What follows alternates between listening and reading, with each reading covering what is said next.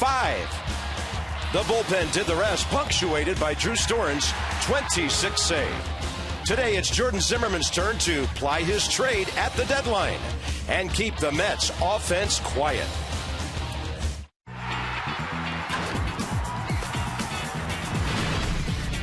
Washington Nationals baseball.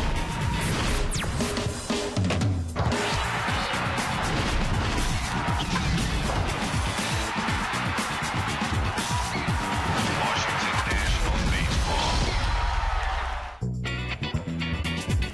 And it's a Sunday matinee here at the ballpark. The Nats trying to win a series for the first time in a while. Mets are here. It's the rubber game of the 3-game set. And we're going to talk about some good young pitching in this one today on the heels of a really nice Nats win last night. Everything working together, offense, pitching, and defense. It was a beautiful thing. Bob and FP. All right, how about JZ, Jordan Zimmerman? Couple of rough outings now coming out of the All-Star break. Yeah, he's given up 6 runs his last 2 outings. And for me, he's been a little bit wild in the strike zone. But when you look back to his July starts, there were some stressful starts all in a row. He had 4 of them. At San Diego, 7 innings pitched, 4 hits, no runs, a no decision. Baltimore, 6 1/3, 6 hits, 2 runs. He got a win on that one. And then at the White Sox, 7 innings pitched, 6 hits, no runs, a no decision. Anaheim, 8 innings, 4 hits, 1 run, a loss. So when you talk about the stressful starts for Jordan Zimmerman all in a row, I'm thinking it's catching up to him right now. As a pitcher, you go out there and you get no run support, you're going to pay the price. I think that's been the case with Jordan Zimmerman. Unbelievable month of May and 6 starts, and then unbelievable June after the May starts. And then July has been a struggle, but he still checks in at 3.27, and the Nats are 6 in the league. Now, how about Zimmerman, Morse, and Worth in this series? They've had 7 hits, a homer, 3 RBIs, and this triumvirate swinging the bat pretty well. They've been on base 12 times already in 2 ball games against the Metropolitans.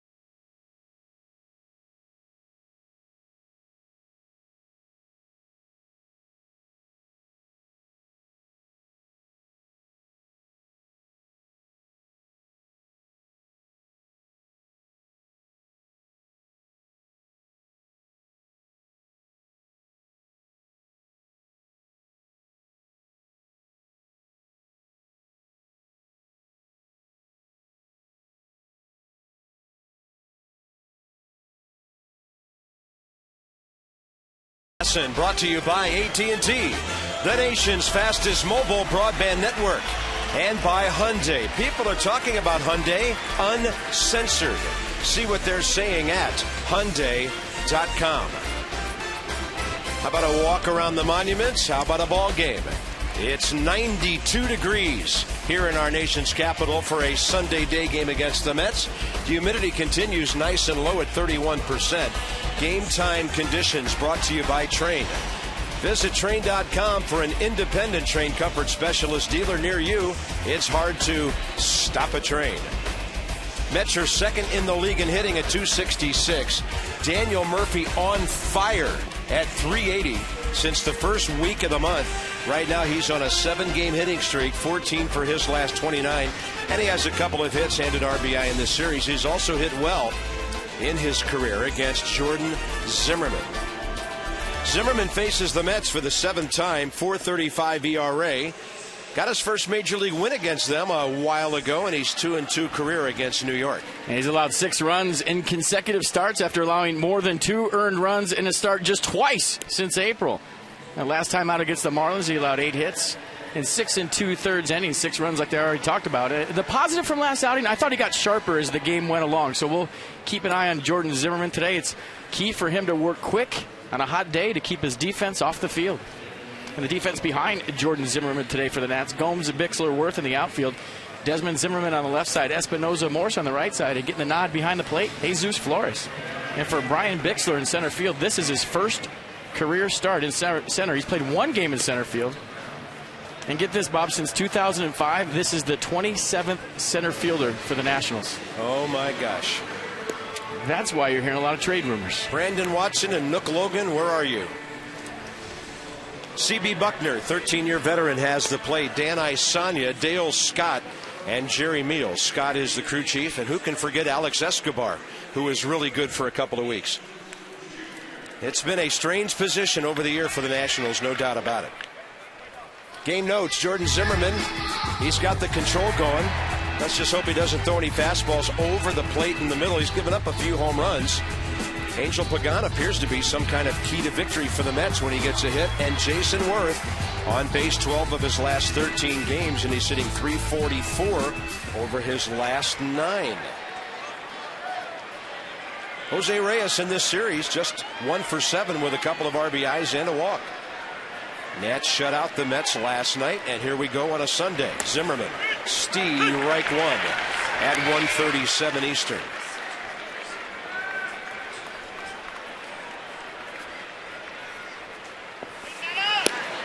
Another fastball. Flores tries to frame it at just outside. 1-1 to Reyes, leading the league at .340.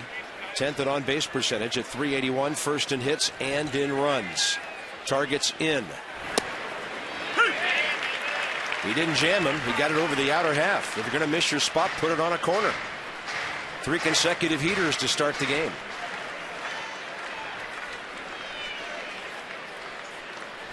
Now they want to go inside again. Upstairs. Little life on that fastball today from Jordan Zimmerman. Usually he eases into the fastball. Starts out around 91, 92, 93 at times. Today, 94, 95 right out of bed. Yeah, he's blasting his way into this game. 2-2 to Reyes. That'll fill the count. And if he's the leadoff hitter wondering what's coming, hard to believe he'd throw him anything but a fastball. Hasn't thrown a breaking ball yet. Don't want to tinker around with a slider, maybe, and walk him. But that's what he did. And he got the ground ball. So he threw him a slider on the first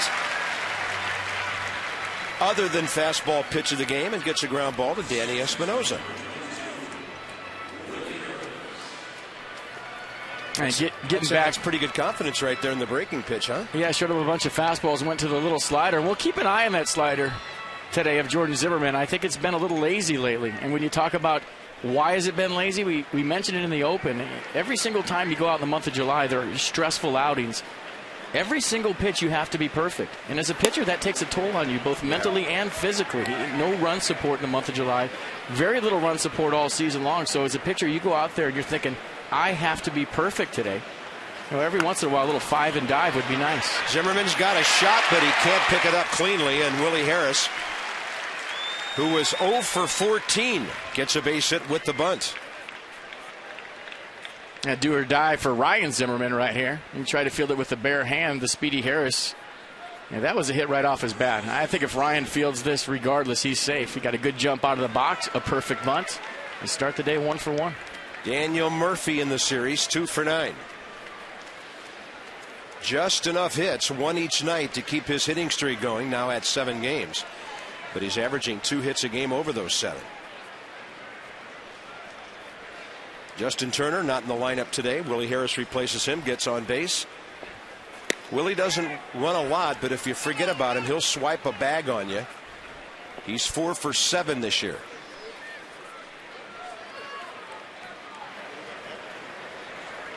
C.B. Buckner with a small strike zone to start this game. Willie Harris running. Flores the throw. Look at that bullet. Willie Harris is out at second base. Jesus Flores 2 for 10 now, but those last 2 have come consecutively. And I think the confidence is growing for Jesus Flores behind the plate every start. Made a good throw in Los Angeles, and he made a good throw right here to get Willie Harris. That wasn't even close. Watch the release. Watch how quick with something on it. So you come out here early, get your work done, you practice your throws to second base. It pays off during the game. Boy, Willie really came in spikes high there. That ball picked by Zimmerman. Sets himself for the throw and throws it off the bag. He slipped on the plant foot, made a great play, got up, and lost his footing. After a very good glove pickoff, they're going to give him an error on the throw. A great play. Watch when he gets up. He goes to plant his back foot to make the throw, and it goes out from underneath him. And then the throw's high. Almost falling over as he makes the throw to first base. So the Mets have a runner aboard with 2 outs, and here's David Wright.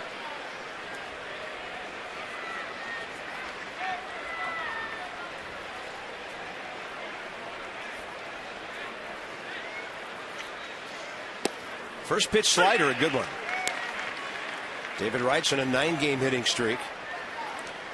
Batting nearly 500, 19 for his last 40. And he's 2 for 13 career against Zimmerman.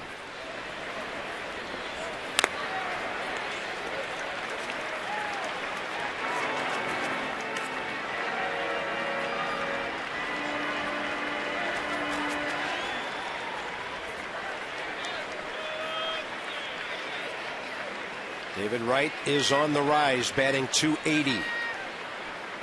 19 for 40 since coming off the DL, 475 with 12 RBIs.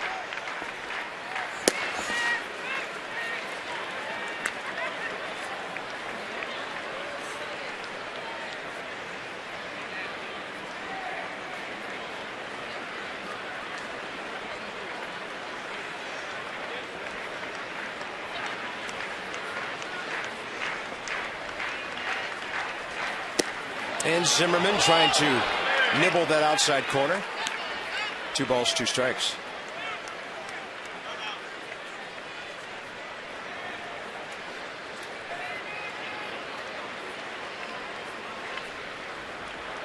Target is in. Fastball in there. High fly center field. Brian Bixler gets a touch. And a successful first inning. Kind of eventful for Jordan Zimmerman.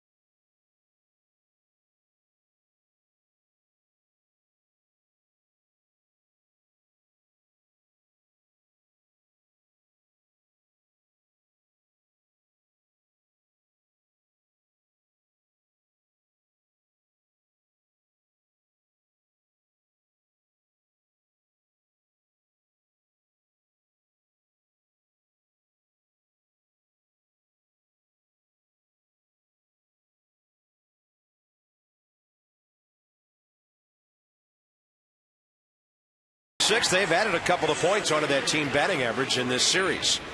They're 11th in runs and 7th in homers, lineup packaged by the UPS store. We love logistics.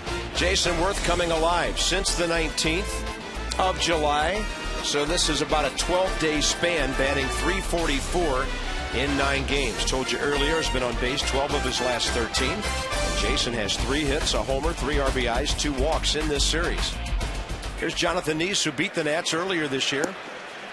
3-0 May 18th in New York. 7 scoreless innings, 6 hits and a walk, 7 strikeouts, and 72 pitches were strikes of his 112. He's 2-0 career against the Nationals with 3 starts. After starting the season 0-3, Neese has gone 10-5 with a 3.31 ERA. Fastball, cutter, curveball from Neese. He'll throw an occasional change. And among those 10 wins, 5 in a row on the road, which says something about his toughness and character.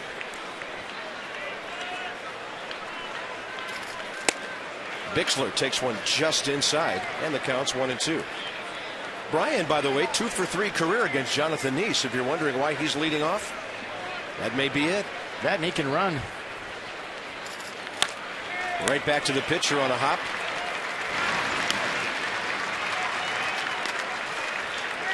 Mets are 10th in the league in defense. The defense today for the Mets: Bay, Pagan, Duda in the outfield, Reyes, and right on the left side, Harris and Murphy on the right side, and Josh Tolley getting the start behind the plate. Willie's one of those guys who has a lot of different gloves. He can play anywhere. Made a couple of the greatest plays in left field at Old Shea Stadium and again at Citi Field against the Mets that you would ever see when he was in a Nats uniform. Just plug him in. He's happy to be in there. Here's Ian Desmond. 1 for 5 in the series with a sacrifice.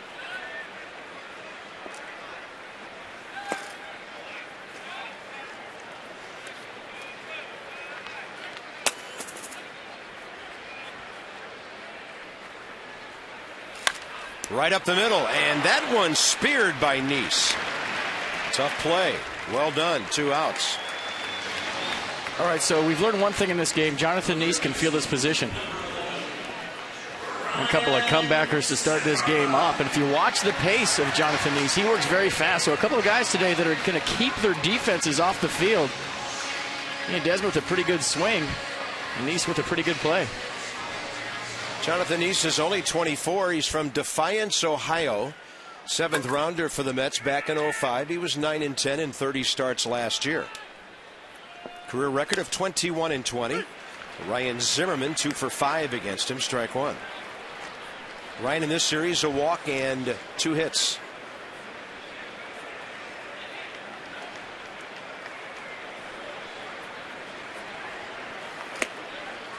I just marvel at the modern technology in today's game. Walking through the Nationals dugout today when I got here and walking through the clubhouse, on every TV and every monitor in the clubhouse, Jonathan Neese's last start.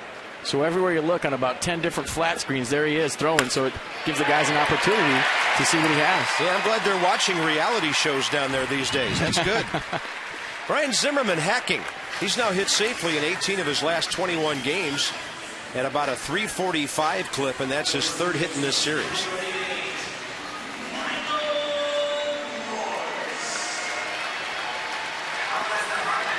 And you look at the setup, look where the hands are, big leg kick, slow and early, head still.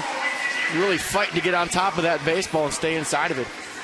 That swing right there looked a lot like Derek Jeter.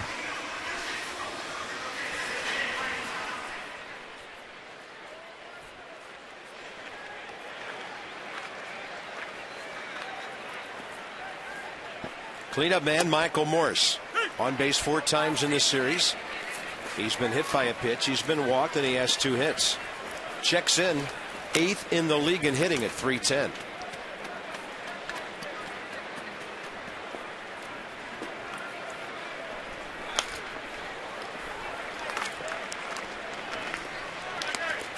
And we talked about the grip of the bat, and Michael Morse has. And I talked to Rick Eckstein yesterday. He says Lance Berkman has the same type of grip. 2 fingers off the bat below the knob on the bottom hand, and only 2 fingers on the bat on the right hand, and he overlaps his grip. One of the strangest grips you'll ever see. On a breaking ball, Morse knew it was a strike, had to swing. There's one player I remember from the late 80s who had a grip, but he didn't overlap. But he had a couple of fingers off the bottom. That was the big power guy, Pete Incaviglia. I think what that does is just feel all the weight at the end of your bat. Maybe give some guys that extra little extension they feel like they might need. A little buggy whip at the end of your swing. Yeah. And then Austin Kearns, the former Nat, he'd have a couple of fingers off the bottom of the knob, and that would result in many, many bats being thrown by him on swings and misses. He used to toss his wood all over RFK Stadium. And that's the thing I find very peculiar. I cannot remember Michael Morse throwing the bat all season long. Usually when you have a loose grip like that, say 4 out of 10 fingers on the barrel, on the handle, the bat's going to go flying somewhere. And he always has the bat in his hand.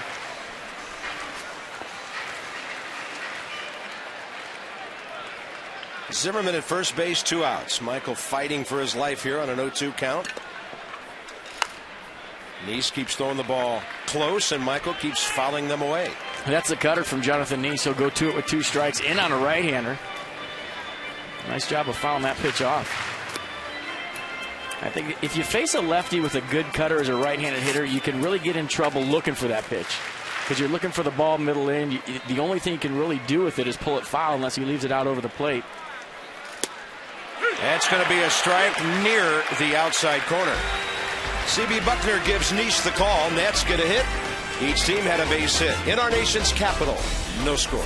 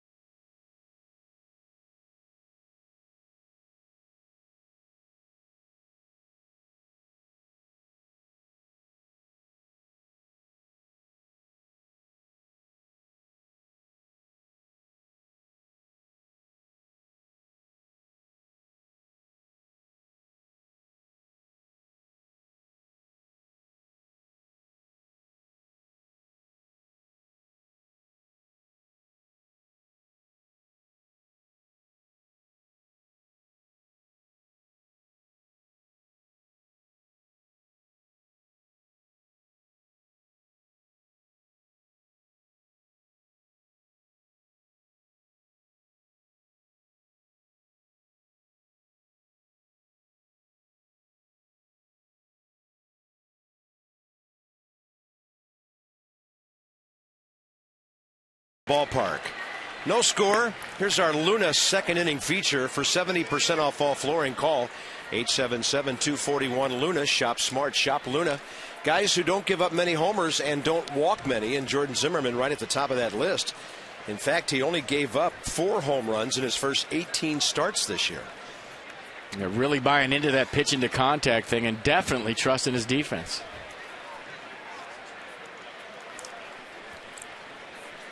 Top of the second. Angel Pagan, Jason Bay, Lucas Duda for the Mets.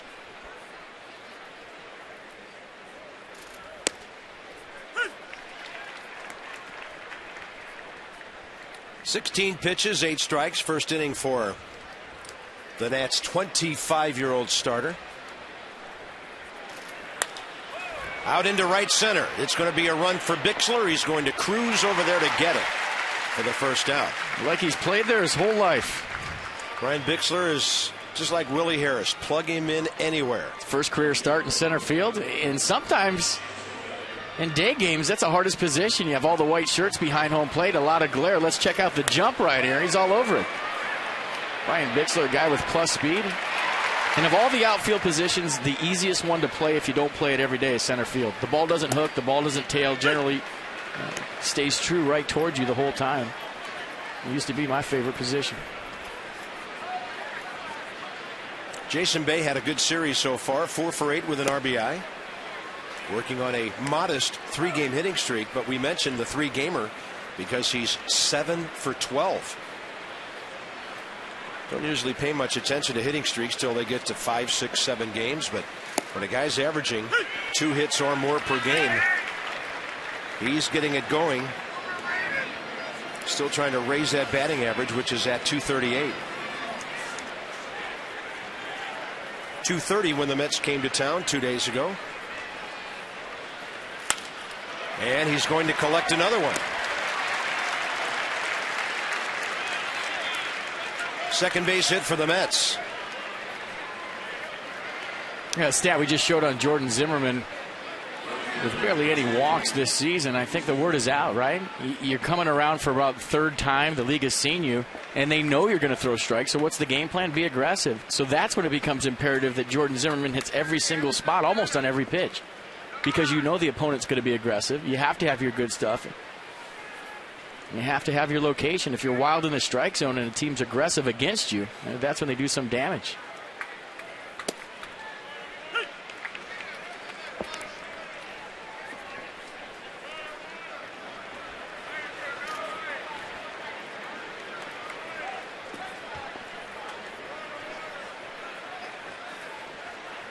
Lucas Duda with an RBI in the series, but he's 0 for 7. That's a good pitch. I mean, there are no strikes out there for C.B. Buckner. And then he punched out Michael Morse on that breaking ball off the plate to him. Let's see what Johnny Pitchtrack has to say. Close enough.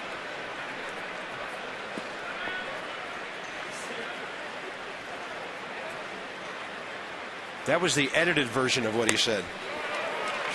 I felt like giving Mr. Pitchtrack a first name today. It's Sunday. We're having fun. Coming off a big win. Why not? Jimmy Pitchtrack. Johnny. Oh, Johnny. Yeah, that's probably better than something that begins with P. Jimmy's the one that works for the Orioles. 1 ball and 2 strikes. Ball pulled. Morse has it to his right. Too short. No chance for a return throw, as Bay did a nice wide slide on Desmond.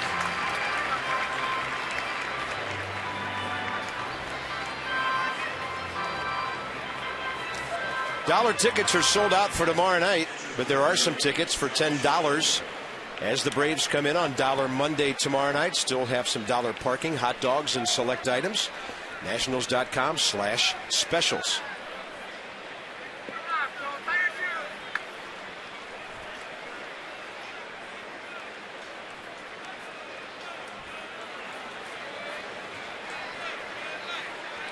Nats will face Jair Jurgens tomorrow night. Levon goes against him. John Lannon, Derek Lowe Tuesday. Day game, 1 o'clock Wednesday. Chin-Ming Wong and Brandon Beachy.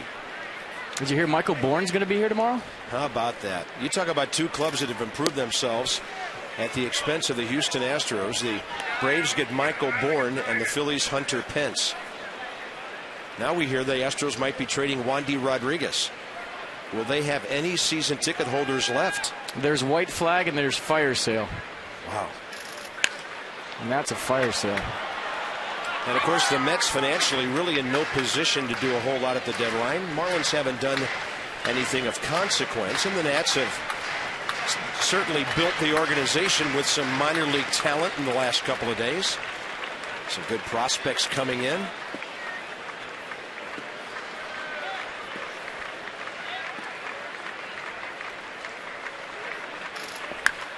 Josh Toley with a ground ball to short. Desmond able to get behind it to Espinosa. And the inning over. Couple of ground ball outs for Jordan Zimmerman. Jason Worth is all of a sudden hot. Here he comes.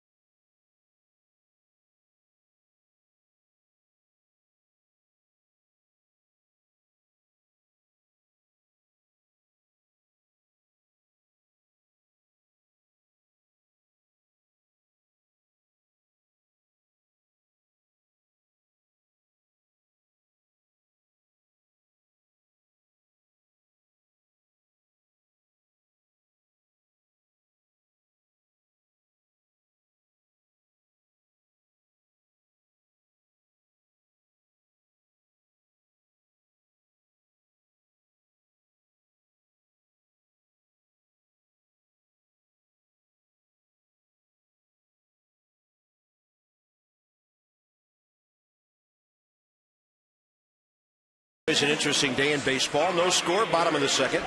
Worth, Espinosa, and Gomes. We are now beyond 2 o'clock Eastern time.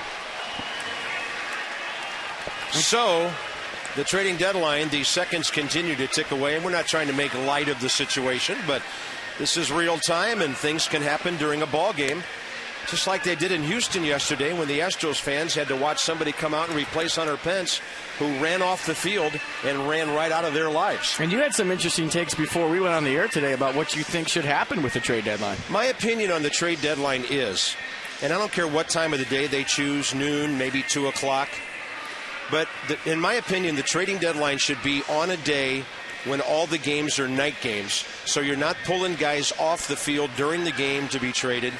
At 4:30 or 5 or 6 o'clock, you're not making a last-minute decision. I don't like what I saw in Colorado last night with Ubaldo Jimenez throwing one inning, getting racked because he couldn't think of anything else. Then he got traded. You know, and the Hunter Pence thing, to me, if I'm a dad in Houston sitting there with my little guy watching a ball game, I've got to explain to him why his favorite player is running off the field and is never going to be a Houston Astro again. To me, there's a better way to do this. Well, I agree. That's a really good point. You go to the ballpark to see somebody play, and they start the game, and all of a sudden they come out of the game. It's been part of the game for a long time, so all this stuff about, they're all friends and they have to leave. As a baseball player, that's part of the game. You could get traded at any second. And, of course, big deals today. Michael Bourne leading the major leagues in stolen bases. He'll be here tomorrow with the Atlanta Braves. Ubaldo Jimenez traded on to Manny Acta's Cleveland Indians. Rafael Furcal goes to St. Louis. Hunter Pence goes to Philadelphia. The rich get richer. And you add on to the fact that, every day you come to the clubhouse, there's twice as many reporters in the clubhouse. They're waiting for any kind of news. I saw some players go up to reporters today in the Nationals clubhouse and ask them what they knew. So with Shark Week starting tonight, there's been a feeding frenzy in the Nationals clubhouse for about a week now. And this is always the one week in baseball that leads the year in apologies. I know Twitter featured another apology today, one of many during these times, that things get out about certain players going certain places and they don't turn out to be true. Well, you get caught up in the frenzy and you want to be first, and sometimes when you try to be first, you're not always correct. Danny Espinosa gets jammed on a ground ball to David Wright. Close play, 2 outs. Johnny Gomes will be next.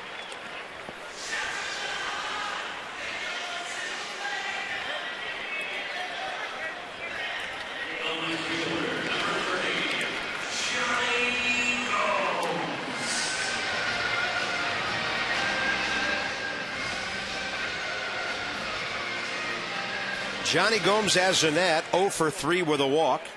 Pardon me, that's in this series. He's 0 for 6 overall in 3 games. And he's hit a career homer against Jonathan Neese. He's 3 for 7 against this left-hander.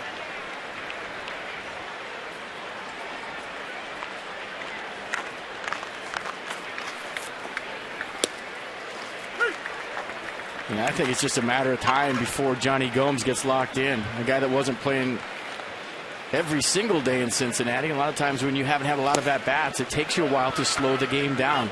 I was at home watching you and Ray do the games. In the first game that Johnny started, I saw his feet are a little bit quick. That tells me that's a guy that hasn't played a whole lot. And the more at-bats you get, you're able to slow the game down, slow your feet down. But when you play once every week, all of a sudden 84 looks like 94, 94 looks like 100, and it takes a minute to get locked in. Ball falling toward the seats, and a sliding attempt by Daniel Murphy, unreachable. And what a great hustle play by Daniel Murphy. That's some pretty good range. I don't think I've seen a first baseman go that far for a foul ball in this ballpark all year. And that's laying it on the line. Day game after a night game, going down that far, the fence is approaching, you do the slide in the dirt. That is a tremendous effort by Daniel Murphy. That kind of stuff fires me up.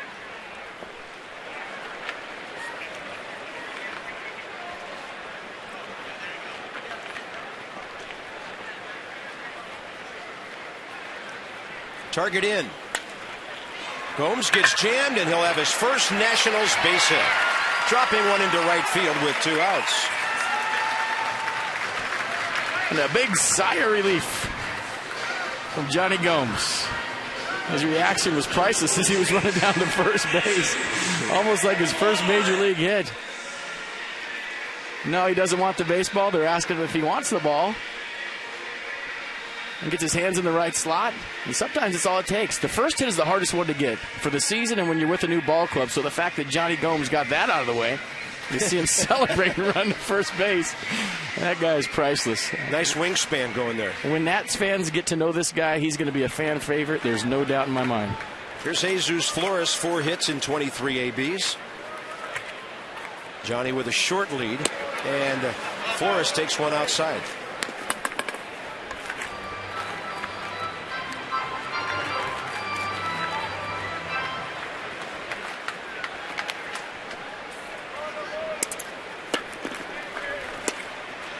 Drops in the off-speed breaker.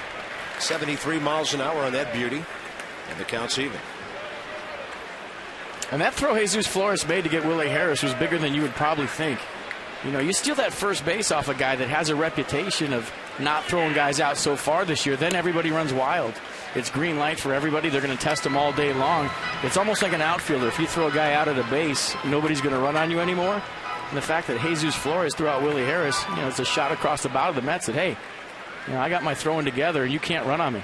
And the Mets are second in the league in steals with 96. San Diego leads the 117. The Nats are third at 84. So two of the better running clubs in the league getting together this weekend. Wilson Ramos doing his part. He's been between 20 and 30% most of the season. Flores with a little golf defensive swing and a slice off to the right. And the pitcher Jordan Zimmermann on next. He has 3 RBIs this year. You get a couple of guys on, no telling what could happen here in the second. He's an athlete. Souvenir. Flores, a swing and a miss.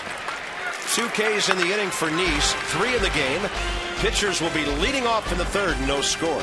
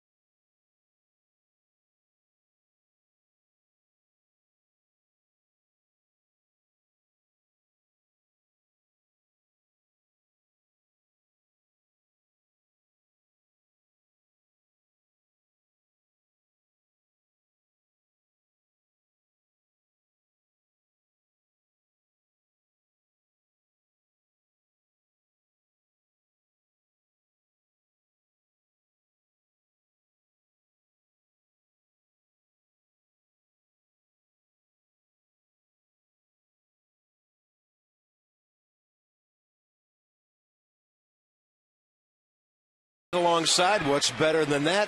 And some very cool shades. He's expecting flexibility with the new midseason flex plans. He said, Dad, pick 3 games, get a 4th one free, get a new era ball cap, and we're going to the yard. Nationals.com/flex.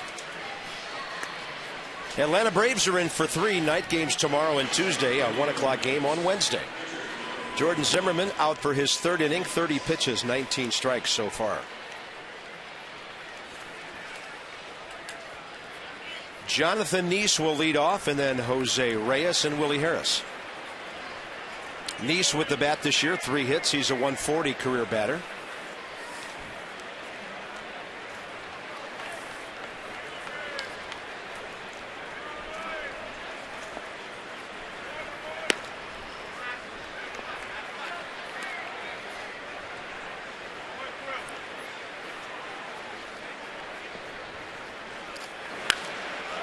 Pretty good hack off to the left. 1 ball, 1 strike. Phillies have an early run against Pittsburgh, and the Marlins are 1-1 at Atlanta. Both of those games in the 2nd inning.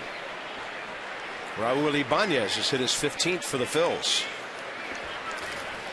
Fastball high.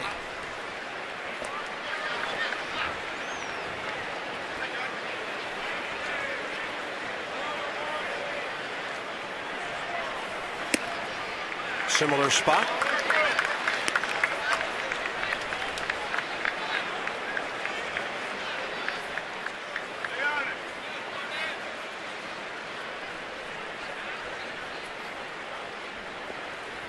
Whoops, that's way outside. Jordan Zimmermann, 22nd walk of the year, to go with 92 strikeouts. And for a guy that doesn't walk anybody, when he got to a 3-ball count against the opposing pitcher, it had to get in his head. Hard not to aim that ball, huh? Yeah, you start thinking this is the pitcher. It's all I have to do is throw a strike. And you lose a little bit of focus.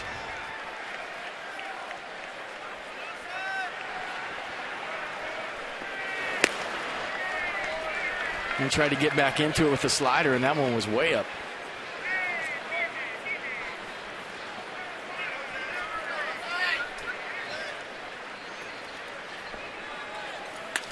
That ball up the middle. And the walk is going to set up a 2-on, no-out situation for the Mets here. And for Jose Reyes, his 139th hit. 3rd in the big leagues, 1st in the National League. Yeah, and he missed a lot of time, too. And that's why he's so tough. There's no holes in that swing. You try to go in on Jose Reyes. What does he do? He pulls his hands inside the baseball and hits it the other way. So you can't get in on him. If you pitch him away, he's going to go that way hard. He stays through the off-speed so well. I get a kick out of Michael Young over in Texas, supposed to be a part-time player. He has 141 hits. Adrian Gonzalez leads the major leagues with 151 with the Red Sox. Those guys are on pace for way over 200. Willie Harris shows bunt and pulls the bat back.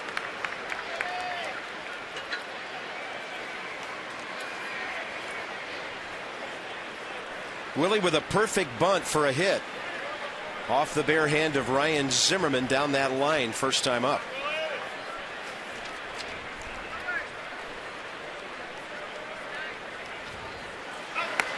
Bunts it in the air. Ryan's got it. Easy out. I've seen it before with guys that are good base hit bunters. They have trouble sacrifice bunting. You get that bat out there early, and sometimes you start thinking about it too long. And the first time up, Willie Harris laid down a perfect bunt, and this time just gets underneath it.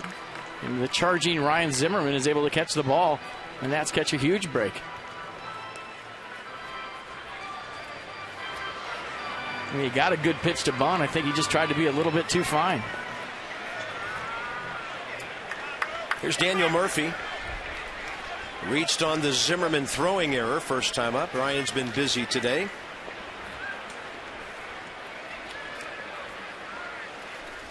Murphy, one of the key matchups with Jordan Zimmerman coming into the ball game. 4 for 10 with a homer and 3 RBIs, including his ground ball today.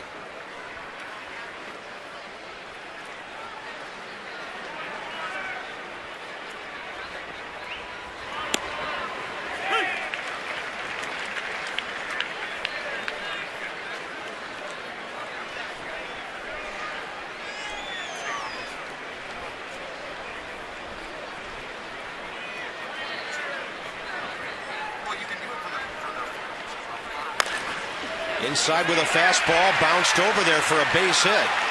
Holding at third is the pitcher. For a moment I thought Michael Morse would make a move to that ball. He peeled off. Nobody else had a chance. And I think he thought the same thing. He took a jab step for the ball, and a lot of times the first baseman, when you have a second baseman behind you with tons of range, you think he's going to get everything. You see Michael Morse going to the bag right there, and he tells himself, I probably should have went for that baseball. Yeah, not at all a bad pitch by Zimmerman. Really jammed the left-hander Murphy. Tough guy with the bases loaded or anybody on base. David Wright flied to center first time. He is so good at staying on the ball and driving it to center or the other way in RBI situations. So they set up away, and the first pitch is too far out. And this is where Jordan Zimmerman, obviously a strikeout situation, but if he can't get the strikeout, lower your sights, bottom of the strike zone, and try to induce a ground ball double play. And David Wright late for the 95.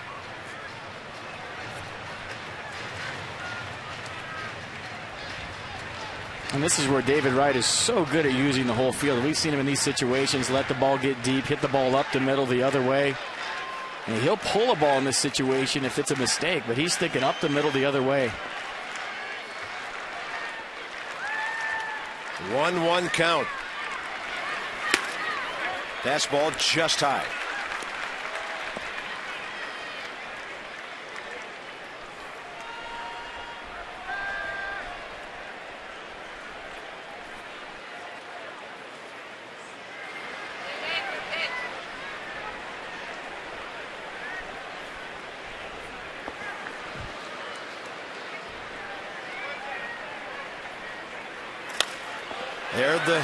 There's that fly ball to right field. This could be interesting. The pitcher's running. It's Worth throwing. They're going to hold him. The other runner is caught off of first base, and that's a bad mistake by Daniel Murphy. He's got to know the pitcher's on third. He's also got to know that Jason Worth has a great arm, and they're not going to test it. Nats catch a huge break.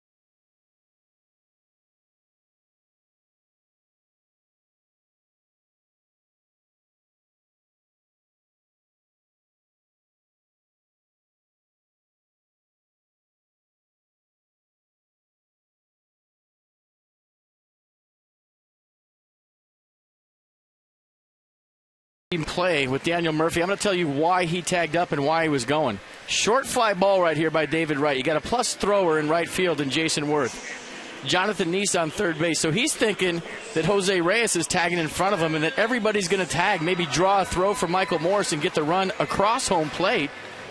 But if you look in front of him, Jose Reyes probably deked him. Jose Reyes went back to the bag at second base, tagged up, took 3 or 4 hard steps.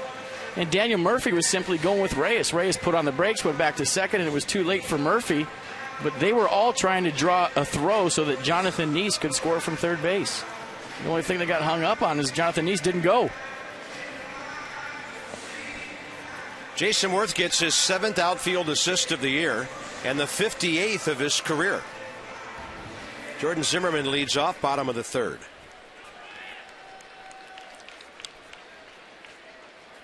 So as a trail runner, you're just looking at the guy in front of you. You're not checking out the guy on third.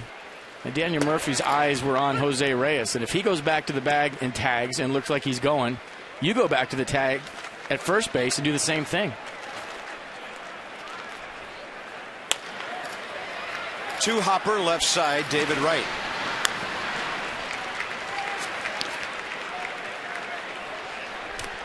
So the Nats first time through the order, 2 singles, Zimmerman and Gomes. A couple of strikeouts, and here's Bixler followed by Desmond.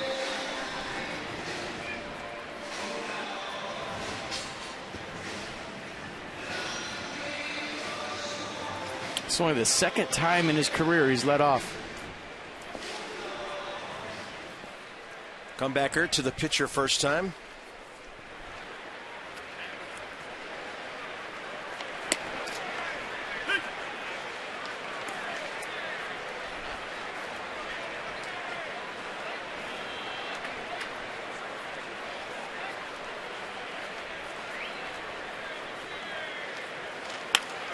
And this one, as he got fisted out to the backhand side of Reyes, very close and out at first base.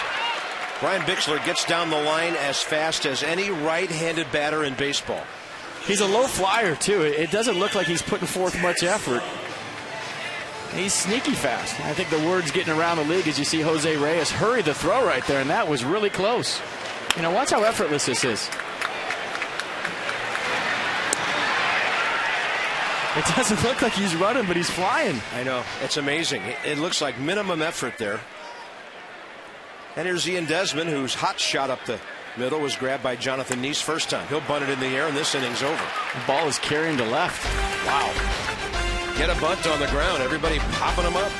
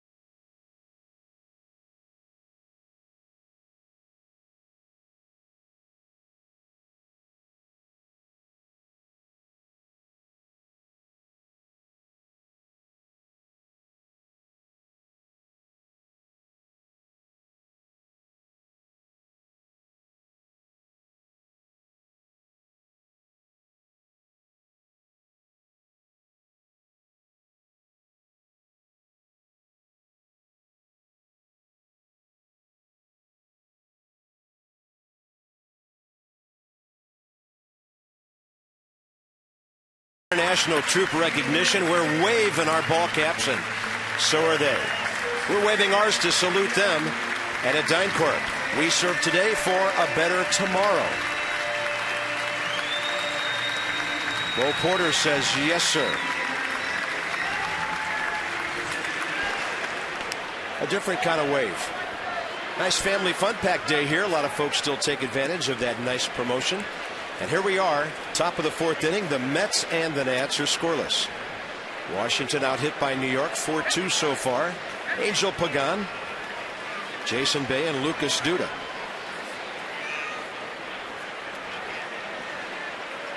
Targets in. How about that Houdini act by Jordan Zimmerman last inning? Bases loaded, one out. You got the hottest hitter on the Mets up, David Wright, 19 for 40 since he's come back from the DL. And you get an inning double play the hard way. Nats have had a couple of those in the last week or so, starting in the outfield. There is a 7.54 engineered by Lance Nix here on Friday night, as they got Pagan at third base. Actually between second and third. That's a great fastball. I'm glad to see C.B. Buckner giving Jordan that call. That was really nice on the inside corner, moving that left-handed batter back.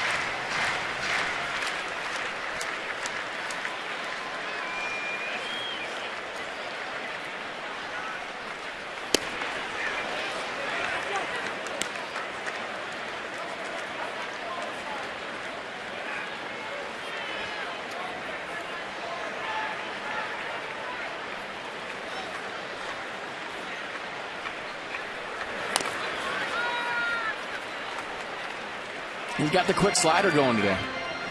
Last time out, his slider was a little bit lazy. I think that could be due to fatigue, due to all the innings this year, but he's got a quick slider and a quick fastball.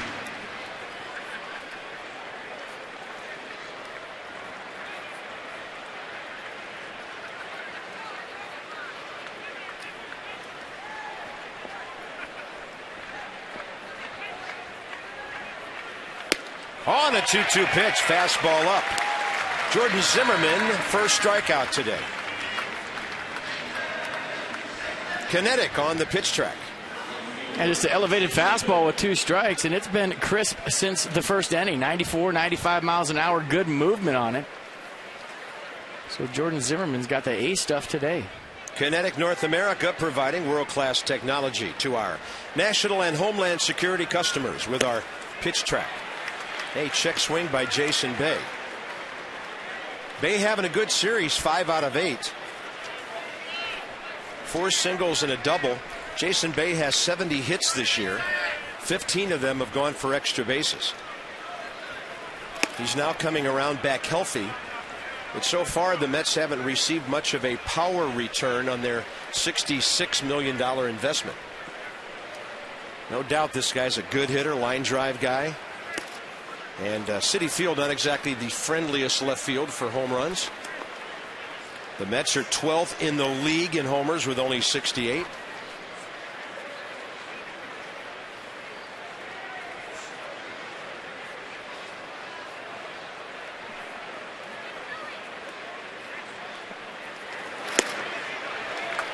It's interesting, Jordan Zimmerman's had some streaks like this year. Well, he'll get a lot of contact for a couple of innings. He'll go on a strikeout binge. And then some adjustments will be made on both sides, and then he'll get some quick outs again. How about 2 strikeouts in a row after waiting till the 4th for the first one? It was a week ago today in Dodger Stadium that the Nationals loaded up the bases against Chad Billingsley with nobody out. He struck out the side. And after that, he was a different pitcher. And it felt like he got away with something, caught a break, and I think you're seeing the same thing with Jordan Zimmerman. He had bases loaded, 1 out against a very good hitter, got out of that jam, and you're seeing a different pitcher this inning. And then Tuesday against the Marlins, he had 1 strikeout in the first, another one in the 4th, and then all of a sudden in the 6th, he struck out the side. Finished that 6 2/3 outings with those 5 Ks. But he's kind of like a hitter. He can explode on you at any moment. He's ahead of Lucas Duda.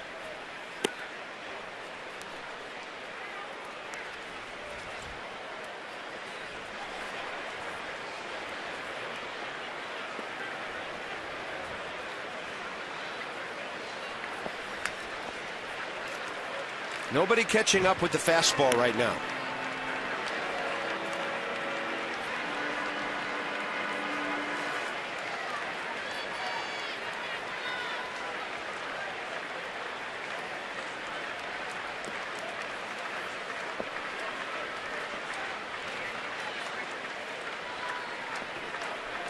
Target up and in.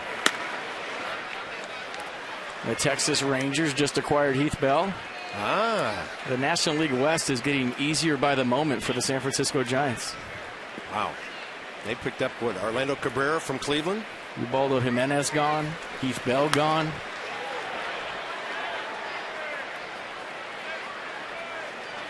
Jason Marquis to the Diamondbacks, of course, yesterday. Arizona 3 games back of the Giants.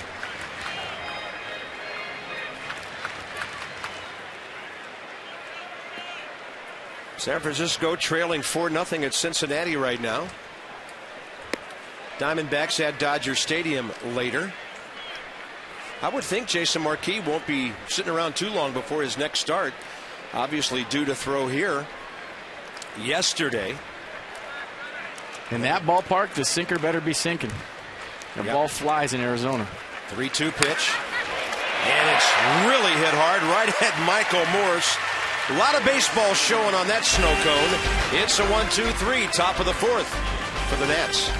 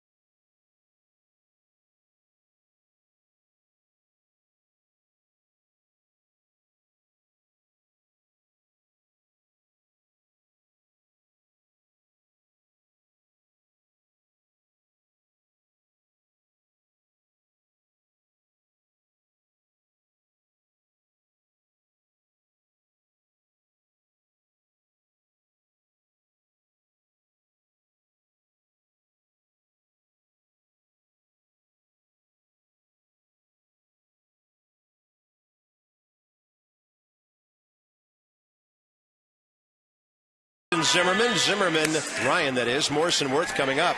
Visit FCA.org, the Association for IT Pros. Here's Debbie with our sideline report. Well, no doubt Rick Eckstein would like to see more consistency out of the offense, but like the players, he continues to work hard.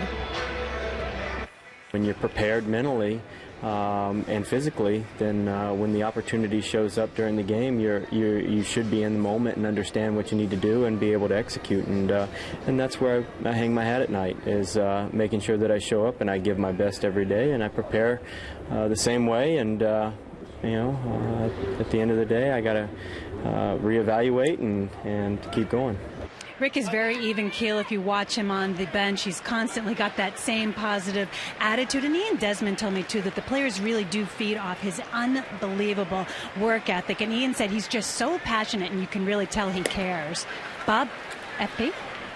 1 ball, 1 strike to Ryan Zimmerman, bottom of the 4th underway. Nats come into the ball game hitting .236. 11th in the league in runs, 7th in home runs. Only San Diego with a lower batting average.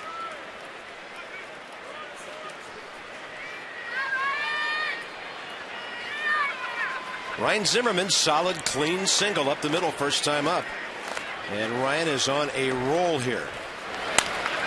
That's going to jam him a bit and go over to Willie Harris.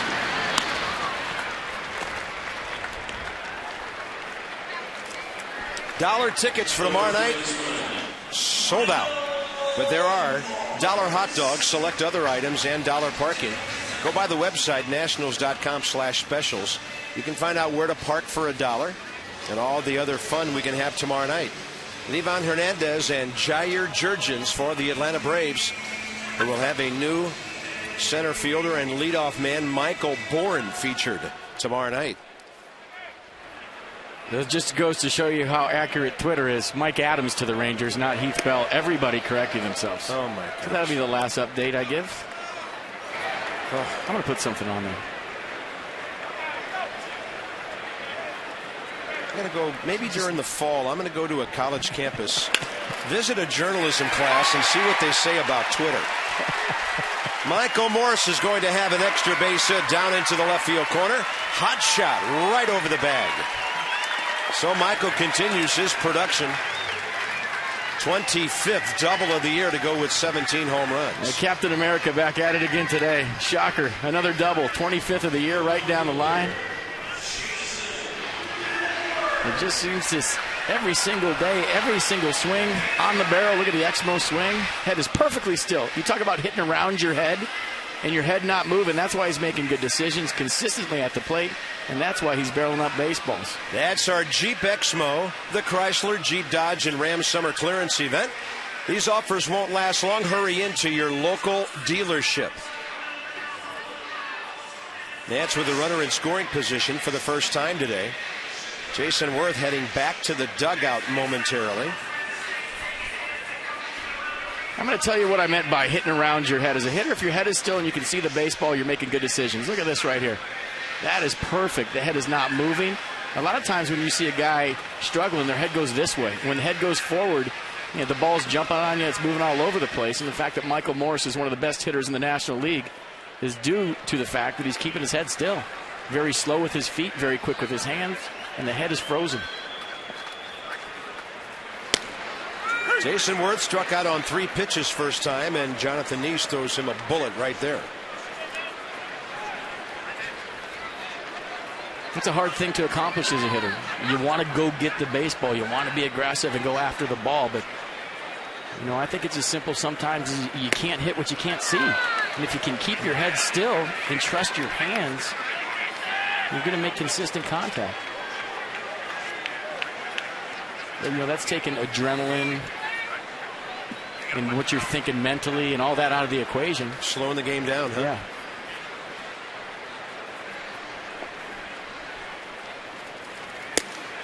Six pitches and 2 strikeouts between Neese and Worth. And evidently Jonathan Neese took a little offense to Jason Worth being 4 for 11 against him coming into this game. That just, here's my fastball, hit it. I talk about good old-fashioned country hardball all the time, and that's what that at-bat was. Danny Espinosa needs a hit, needs an RBI. Danny in this series 0 for 9 and 3 for his last 44.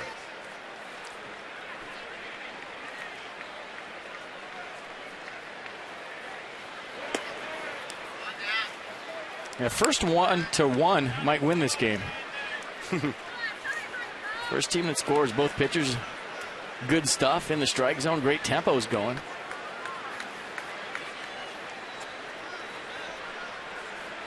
First candlestick wins.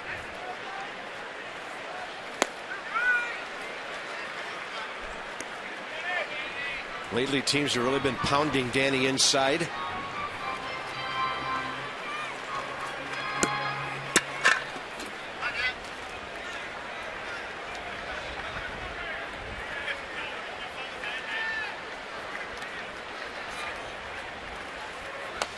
And a breaking ball tapped foul, 1-2.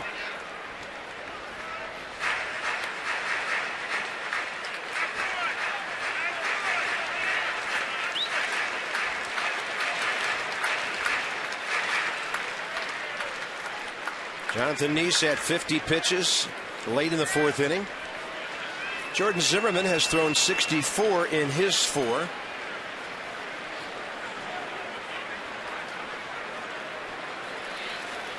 And Espinosa strikes out. Nats get a double for Morse. They've stranded 3 on to the 5th inning. Nothing but zeros.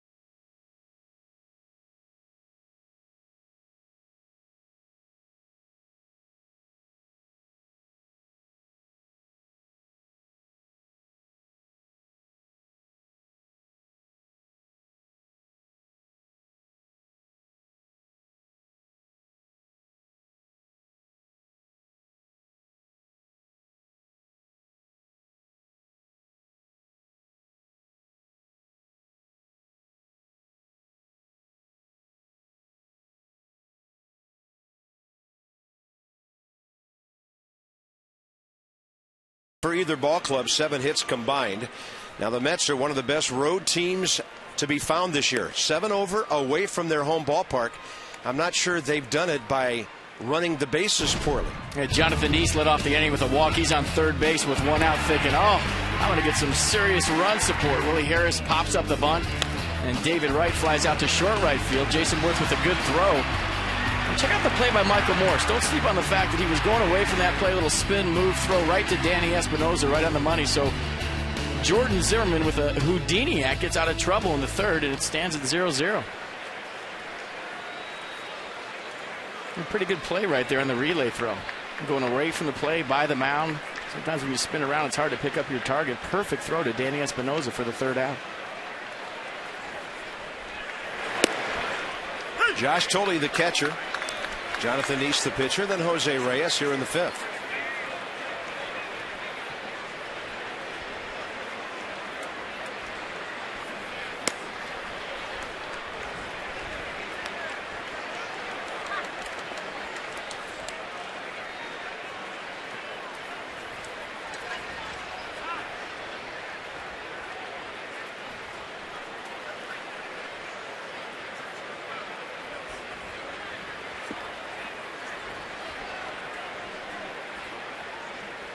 One.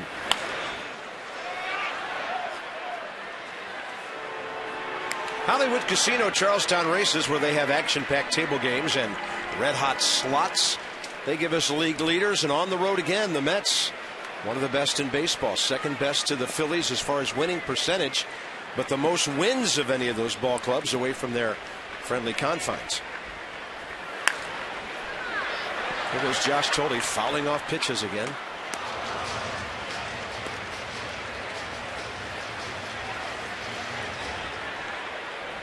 Jonathan East walked in, stranded at third base his first time up.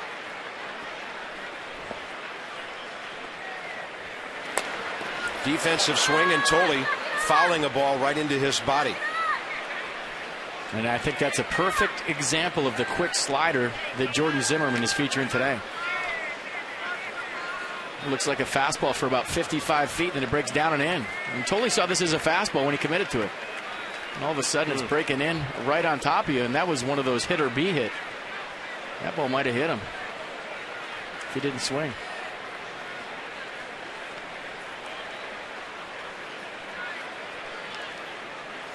If I was Jordan Zimmerman, I would go right back in there.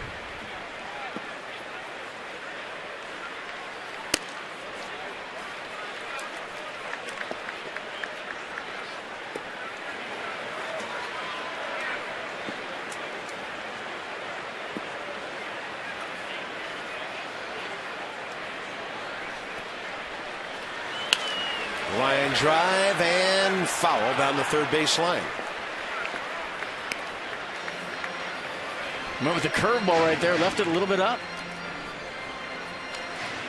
On a Sunday afternoon, we're in a game flow right here at 244 local. It's brought to you by Corona Extra, who invites you to find your beach.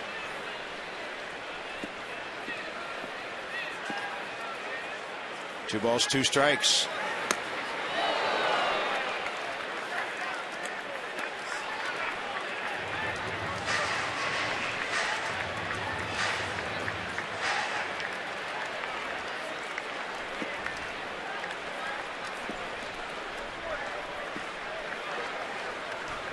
Three-two.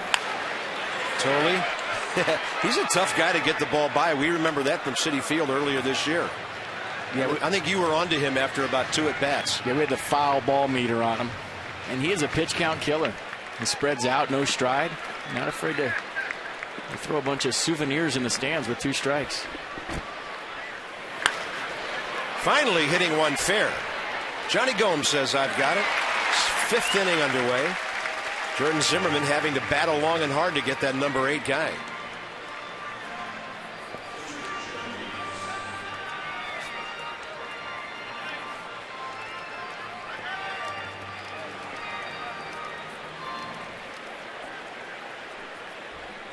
Here's Jonathan Neese.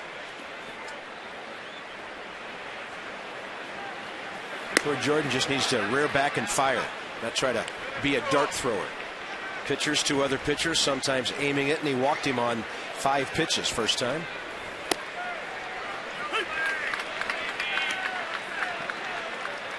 Let it fly.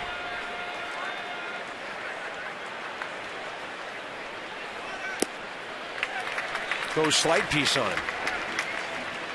You see the quick late break on that today from Jordan Zimmerman. We got so used to that for about 10 starts in a row. That was his pitch.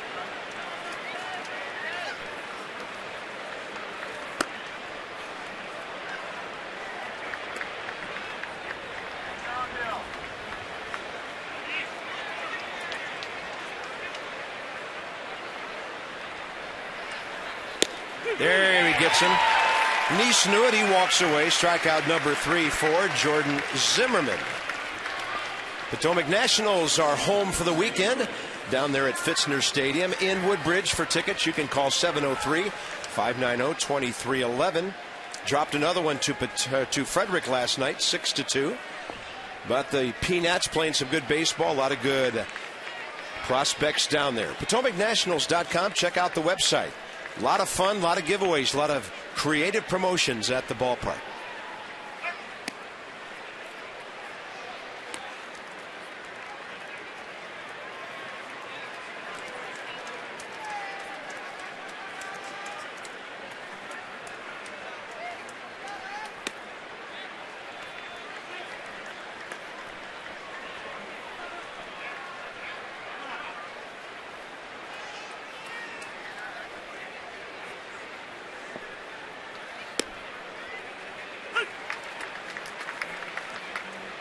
Jose Reyes 1 for 2 today. Willie Harris on deck.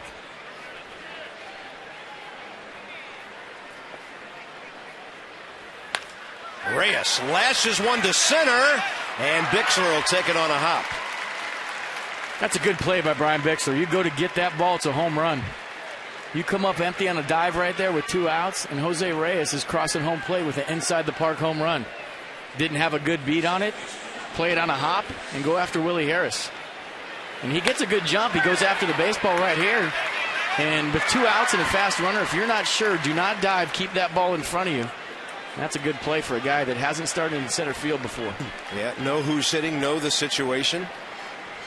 And it's a scoreless game. It's not 5-0. So here's Willie Harris with a bunt hit in 2 trips. That was Jose Reyes going 2 for 3 today, and now 3 for 10 in this 3-game series.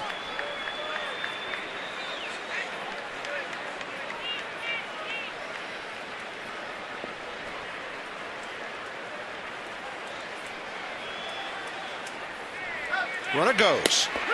Flores, another bullet. Out at second base. What a throw. Ian Desmond crossing the bag with a swipe tag. And Jesus Flores is 2 for 2 today, gunning out Willie Harris and Jose Reyes. Quick release, something on it right on the money, and you just threw out Jose Reyes. Reyes thought he was safe. Not so.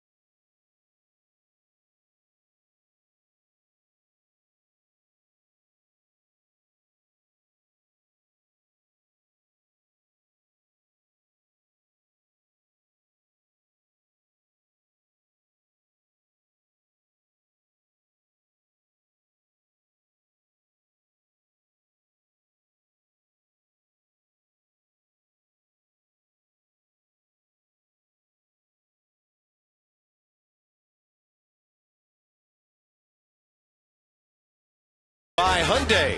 People are talking about Hyundai uncensored. See what they're saying at Hyundai.com. Looking for a curly W here at the ballpark today. Guys having a great time on a hot day, looking at some good baseball, good defense, good pitching. How about this one? We thought Reyes might have gotten in there. Yeah, I'm going to tell you why Dale Scott called him out. Jose Reyes with a good jump. A great throw by Jesus Flores. A good tag by Ian Desmond. But watch where Dale Scott is. He's looking down the line, and he's looking from the backside of the play. So he sees the tag on his hip. He's looking right there, and that's what he sees. He can't see the hand in the bag. So behind the play, he sees the tag made. Ian Desmond do a nice job of tagging and showing the umpire and selling the call. Jesus Flores with a great throw to make it that close. So is this to mean maybe the umpire should be on the shortstop side of the bag to see what's going on? Well, that's an age-old argument on a steal on what side of the bag they're on, and they will be on the side of the bag dictated by what side the hitter is hitting from. Why not right behind the bag? Sometimes they would be in the hitter's line of sight, I'm sure, and some hitters don't like the umpire right behind the pitcher. So this one is into the bottom of the 5th with Johnny Gomes leading off. Then Flores and Zimmerman.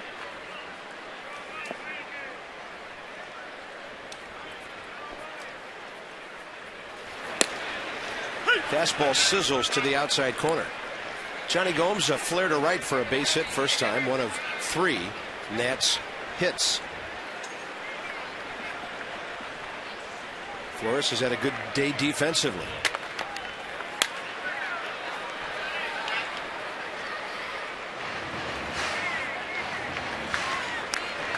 Jonathan Neese has been impressive.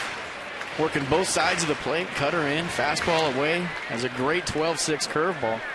Command has been fantastic. The pace has been very good.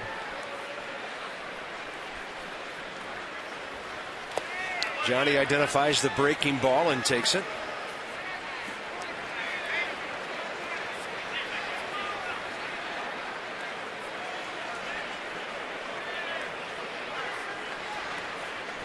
Very rarely do you face a left-hander when you really don't have to worry about a changeup.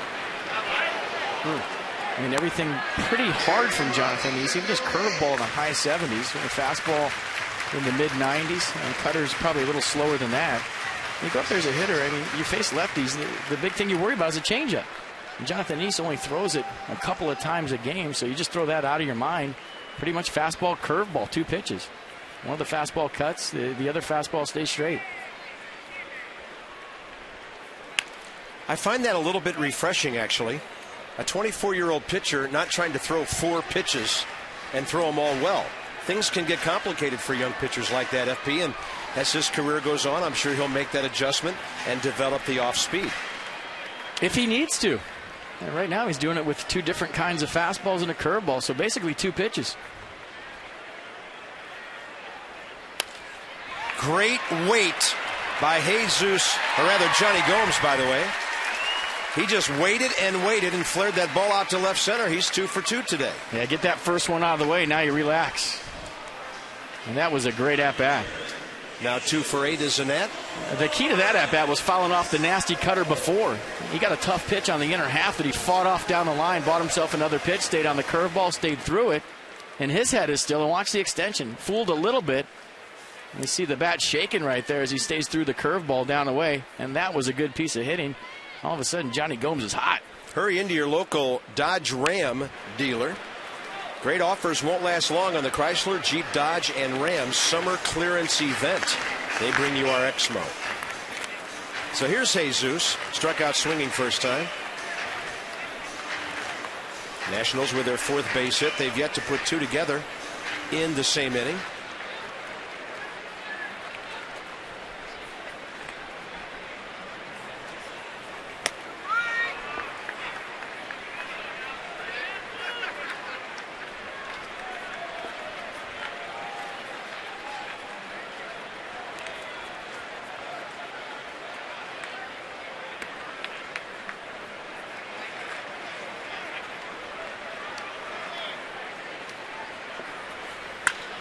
Flores with a well-hit ball to left, and it is caught by Jason Bay. Holding on to it after a roll around.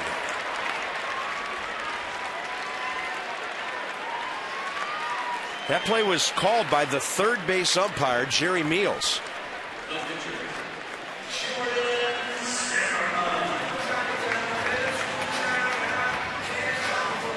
Leather clearly under the ball there. Did he hold on to it when he rolled? Yeah, it looks like he's got a good grip on the baseball. Yes, he does. And that is a fine play. And Johnny Gomes was halfway to second waiting for a call. And that's a tough read as a base runner. Once you see the ball go in Jason Bay's glove, you got to roll your head, find the umpire, and look for the call. Nice job, Jerry Meals, hustling out there to make that call. Here's Jordan Zimmerman, lays down a bunt. Looks like his 11th sacrifice of the year. FP, let me ask you a question about that play a moment ago. If you're Johnny Gomes running towards second base, will the second base umpire help you out as well on the call by the other umpire? I mean, will he say he called him out or give you any help there at all? And maybe, but you have to find the umpire that's making the call. And that's your job as a base runner. That's your responsibility to find the umpire closest to the call. Find him as soon as the ball hits the glove. And sometimes they have to wait. You have to show the ball to the umpire as an outfielder for him to make the out call. So that's where you're caught in between as a base runner. I've seen a lot of guys make mistakes on the base pass on plays like that.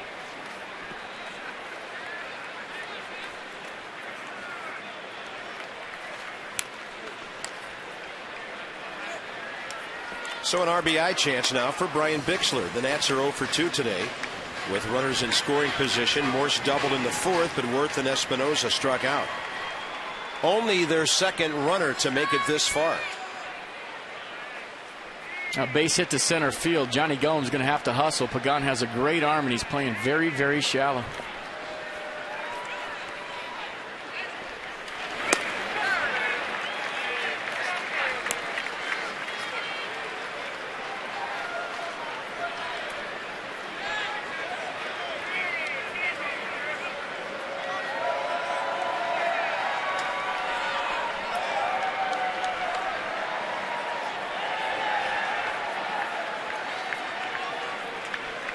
Bixler 1 RBI this year.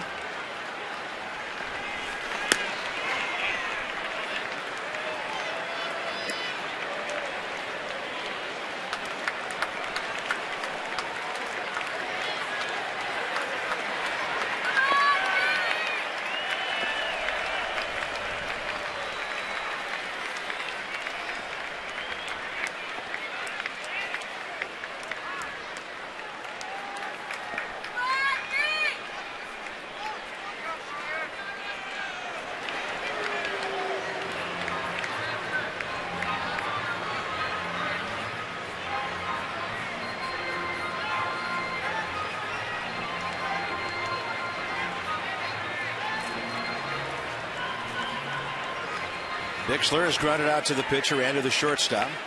2 for 5 career against Jonathan Neese. And now he gets time. Well, that was a good job of stepping out. Jonathan Neese tried to quick pitch him. Little conference on the mound. Get back there, get in your stance. No sign. And he tried to rush him with 2 strikes. Good job of stepping out.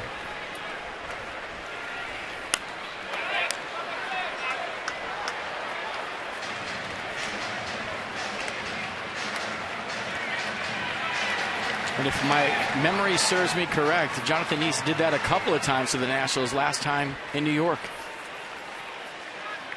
Jerry Hairston Jr. comes to mind. You're right. Fastball upstairs, 2-2.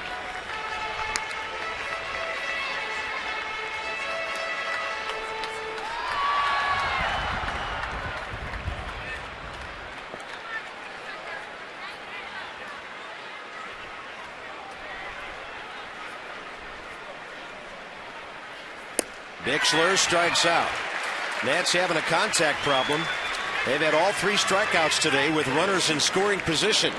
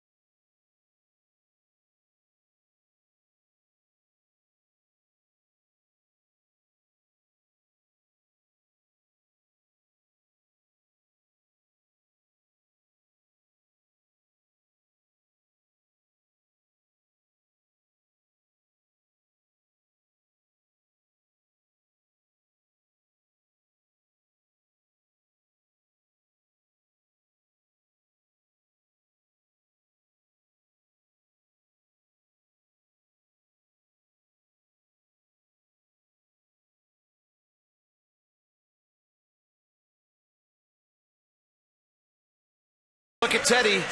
FP, you love this. It's Shark Week. Shark Week starts tonight, and Teddy's getting a jump start. What you didn't see or hear was the Jaws music and him attacking a couple of presidents on the way. Teddy the Predator took out 2 presidents. Look at those razor-sharp teeth. And down goes Tom. It's a great white Teddy. He smelled. Look at that tongue hanging out. He's smelling blood. Oh, that's the best one all year. It's about time Teddy did something. Willie Harris was at the plate when Jose Reyes was gunned down by Jesus Flores. By the way, Jonathan Neese, we need to mention this. His ratio today is unbelievable. FP, he's thrown 69 pitches, 55 strikes. And 55 quality strikes. Nasty cutter in. Painting the fastball away. Good curveball to steal strike 1, and a nasty curveball with 2 strikes. He was 13 for his first 16, 26 for 33, 31 for 38, and then 41 for 51 on his strike count. Amazing. Harris, Murphy, and Wright, top 6 for the Mets.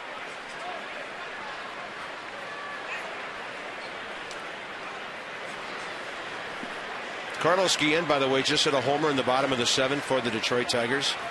Normally not a big deal. But his teammate Justin Verlander is no-hitting the Angels through 7. 3-0 at Comerica Park. You remember that game we did against the Tigers in spring training? Oh. And we talked to a lot of the Tigers people, and they were saying, hey, he's treating spring training like it's the season. He usually gets off to a slow start. So he changed his method of training for spring training. You see the results. The guy is the leading candidate for the Cy Young in the American League, working on his second no-hitter. Verlander has a 2.34 ERA. It's 3:03 here in Washington, Nationals Park. Into the 3 o'clock hour. Bob, FP, and Debbie on Deadline Sunday. There's the clock. 56 minutes remaining in the trade deadline.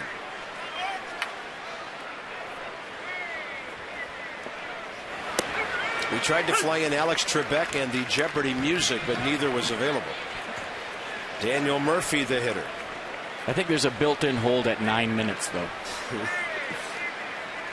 Of course, Alex would have all the answers, if not the questions as well. Just a little bit outside. And a ball and a strike. Murphy today reaching on an error and a base hit to right prior to that game-changing 9-3-4 double play when it looked like the Mets might take the lead back in the third inning.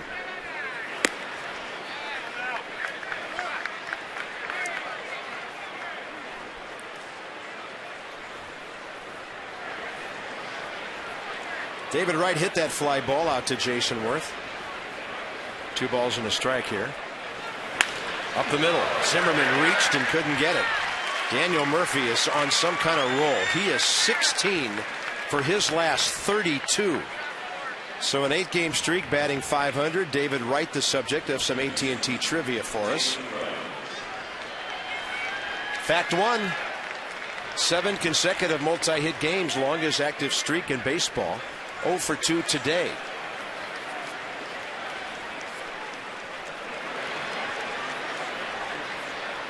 He's flied to center and flied to right, starting that double play.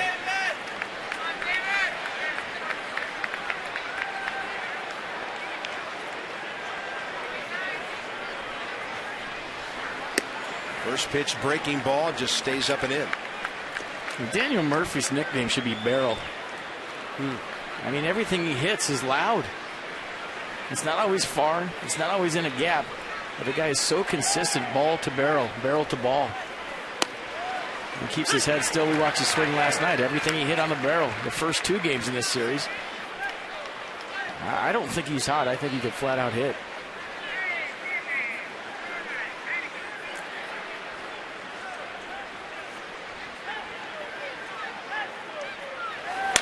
David Wright lashes one to right, and here comes Worth. He dropped it, tried to pick it up for a throw, and it's too high.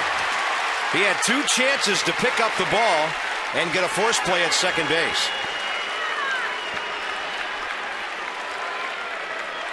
Tough base running play for Daniel Murphy. I mean, even after he missed the pickup the second time, if the throw's low, he's got him. So he comes in, and we've seen him make this play all year long. And Jason Worth comes in on the ball far better than he goes back on it and just rushed the throw, which he had to. When the ball's in his glove, it just doesn't stick. The ground causes the ball to come out. So when you talk about Jason Bay, he caught one. And Jason Worth couldn't hang on. Here's Pagan, 2 on, 1 out. David Wright has a 10-game hitting streak now. Now these guys are hacking with authority. A lot of line drives by the Mets. Out hitting the Nats 7-4. Reyes has 2 hits. Now Murphy does. David Wright gets involved. Mets came into this game at 266. Only St. Louis at 270, a higher batting average in the National League. And Sean Burnett has been up and throwing quickly. Right-handers Pagan and Bay here in the 6th, and then left-hander Lucas Duda. You saw Jordan Zimmerman right there. He looked back to second base and saw something in Daniel Murphy's lead he didn't like. You wave out the catcher, Jesus Flores. You tell him, let's change up the signs, set up late. You never see a pitcher wave out the catcher. That's usually what's going on.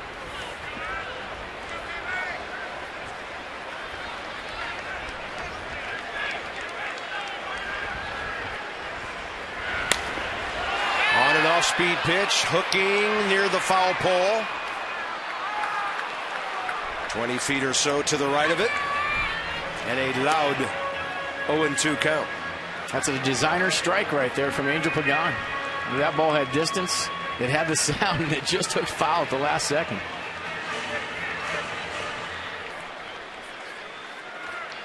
Jason Bay has 5 hits in this series. He's next.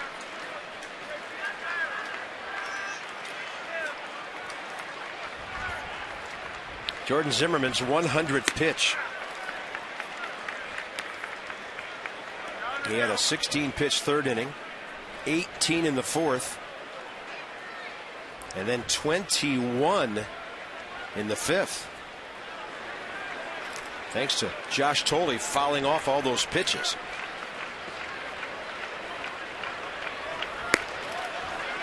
Two balls, 2 strikes. And I honestly think Mike Rizzo and Steve McCaddy and Davey Johnson, when they sit down and evaluate Jordan Zimmerman for this year, and they're talking about how many innings he's going to go, they'll probably be looking at how many stressful innings he's had. I mean, we talk about he's on a 160 innings pitch limit, whatever it is. And I think you got to look at the pitch count in those games, and were they stressful games to where he's not getting run support and he just balked. Oh boy, that takes away any double play possibility. And puts the runners at second and third with 1 out, and there were a bunch of umpires who saw that. Well, we saw it all the way from up here. We started and stopped.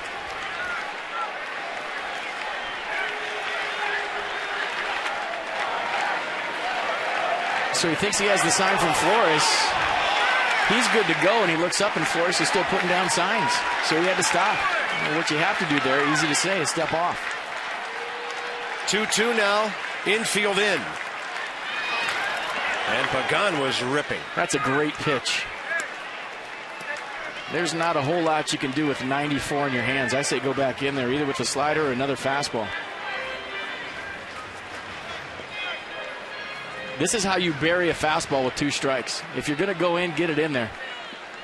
Right on his hands. Not a whole lot you can do with that.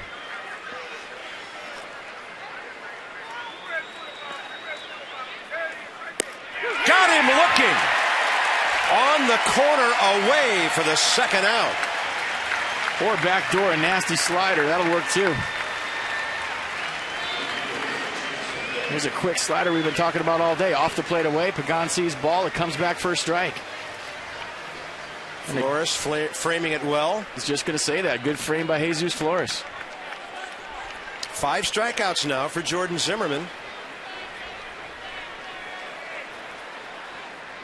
And here's Bay, who's hot.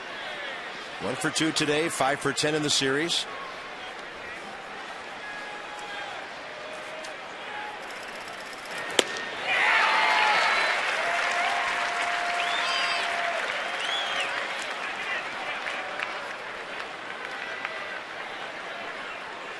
So Murphy at third, Wright second base.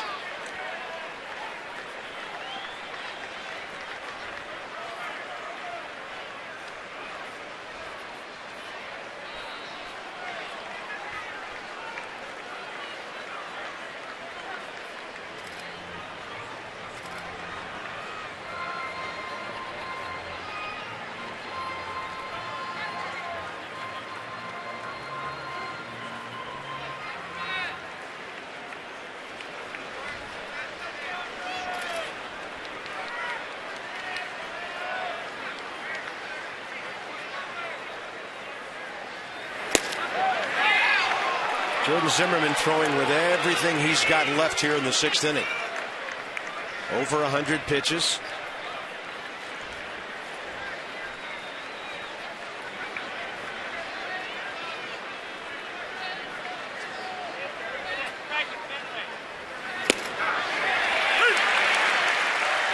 Jason Bay just told everybody he was sitting on a slider because that fastball was right down the middle. Started on the outer half and brought it back. And anytime a hitter takes a pitch like that, he's telling you he's looking for something else.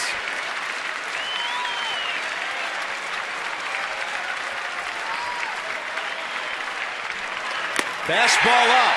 He strikes out the side. What a battle in the 6th inning by Jordan Zimmerman. 3 of his 6 strikeouts on the day at crunch time.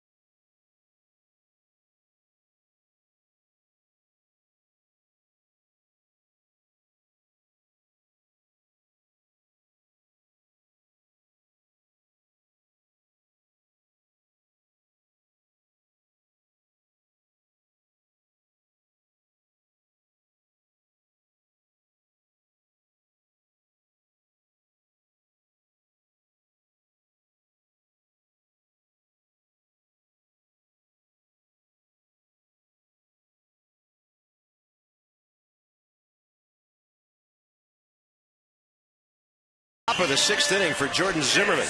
Couple of hits, a balk, and he strikes out the side. There have been no Nats walking today because Jonathan Neese has been so good, but when they do, Care First Blue Cross Blue Shield donates $50 to the Boys and Girls Club of Greater Washington, D.C. 329 of them, over $16,000 for the year. Take that next step towards a healthier and more active lifestyle.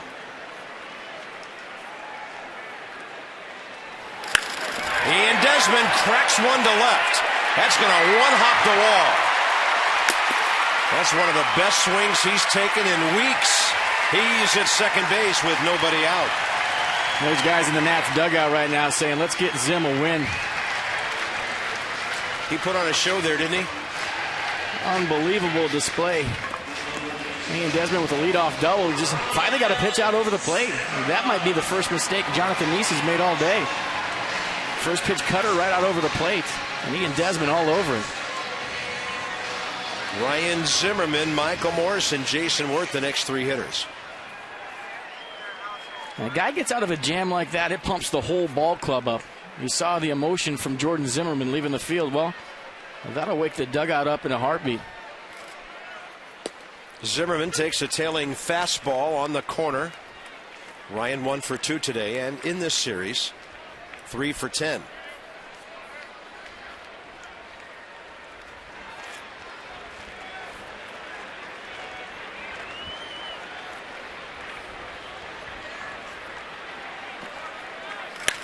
That ball is to the gap in right center. The Nationals take the lead. Back-to-back extra base hits. Ryan Zimmerman's 21st of the year.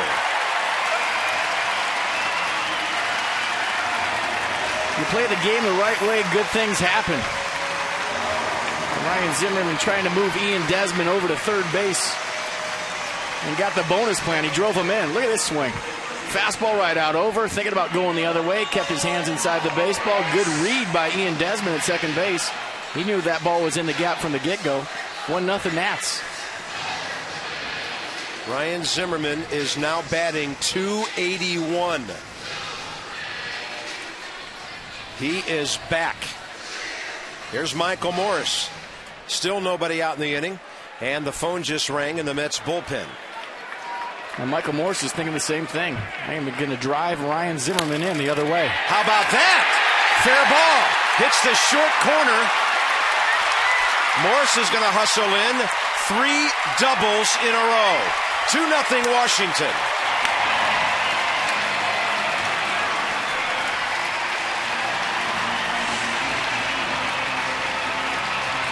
There's money in right field right now for right-handed batters. Well, they're playing the game the right way. They're trying to move runners over. And for Michael Morris, since the All-Star break, 20 for 58, 9 doubles. He's been on fire. You see, he's getting his hands inside the baseball. That's a key. Ball down and in. Going the other way, playing the game the right way. Gets a ball girl in the ankle. A little flesh wound down there. She'll be okay. And Nats are up 2-0. That was a double all the way. How good is Michael Morris? So the Nats now, after going 0 for 3 with runners in scoring position, with 3 punch-outs, go 2 for 2 with Zimmerman and Morse doubling. Ryota Igarashi for the Mets. And Jason Worth looking for contact for the first time. Hey, nothing better to get hitters going than a situation where you have to just stay on the ball and let it get deep. Yeah, and Jason Worth trying to do the same thing right here. Drive Michael Morse in the other way.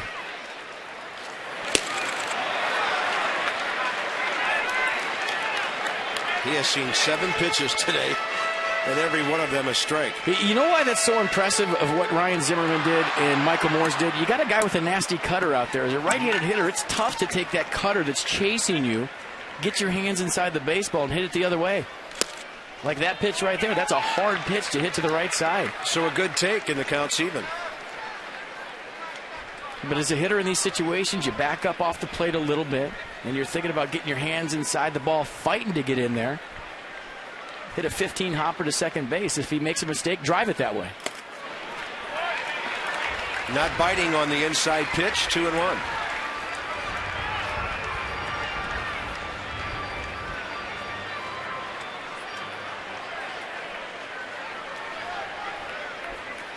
Terry Collins done a solid job with these Mets through a lot of adversity on and off the field this year. They're still 3 games over 500. Nobody covering second, so Morse can get back as Reyes throws out Worth.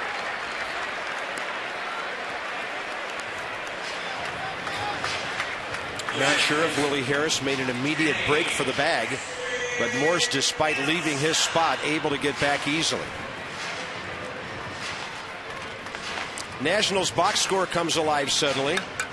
We talked about Zimmerman, Morse, and Worth on base 12 times in this series. We'll add 4 more onto that today. Ryan and Michael 2 for 3. Time for Danny Espinosa to get involved.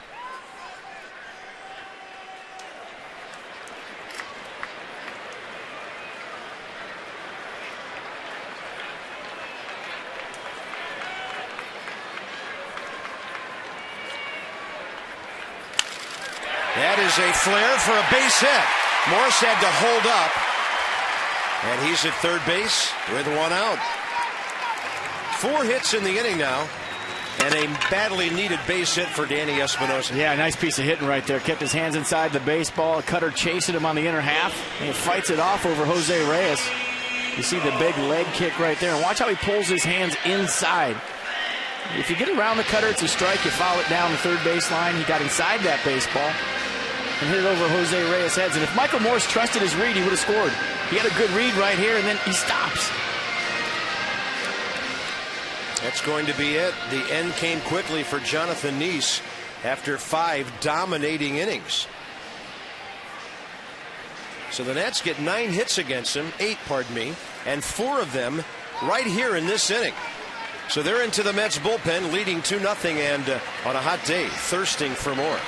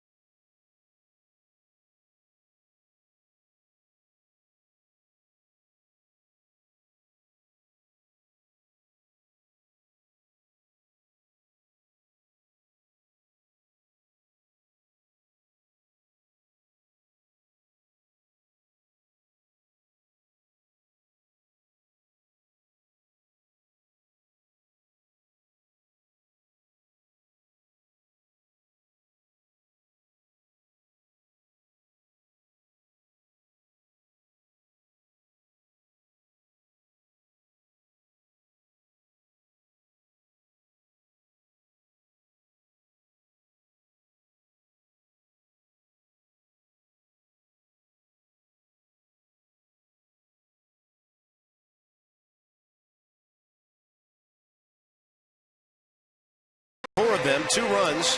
First and third, 1 out, and Gomes coming up.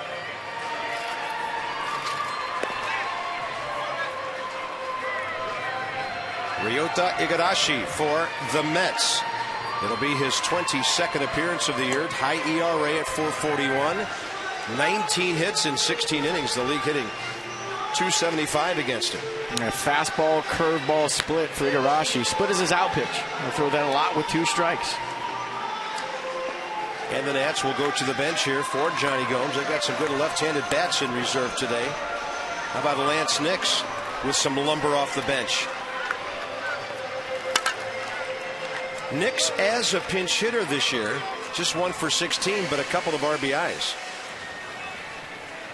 A nice day for Johnny Gomes. 2 for 2, shut it down. I'm sure if you asked him, he would love to hit right here, but he'll gladly pass the baton to his old teammate, Lance Nix. Yeah, that's why Davey Johnson talks about those 25 guys.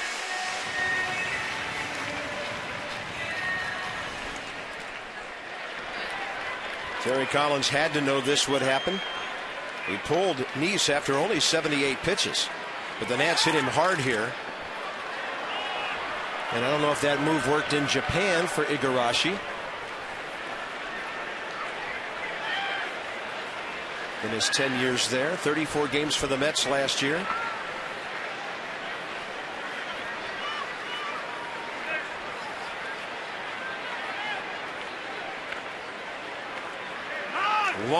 Long pause, and Nick's asking for time from C.B. Buckner.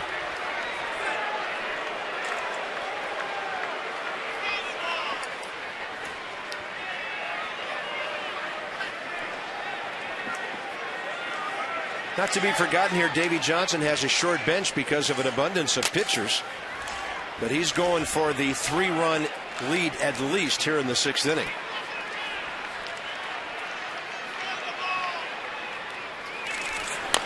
Nix will roll over a ground ball foul.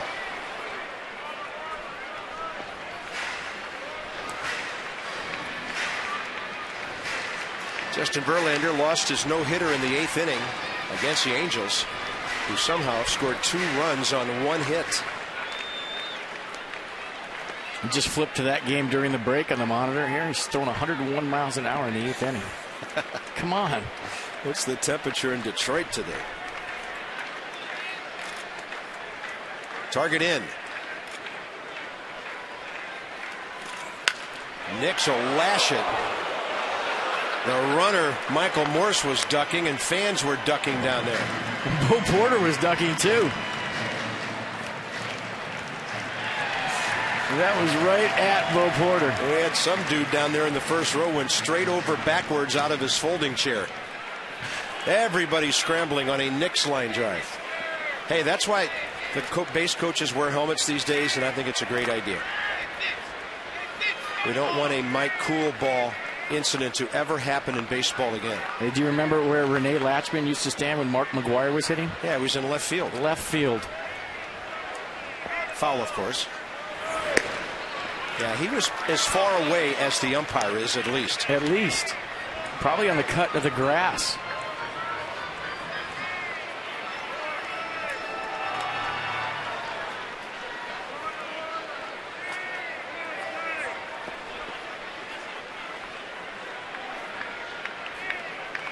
One and 2 to Nix with runners at the corners, 1 out. Nationals have built a 2-0 lead here.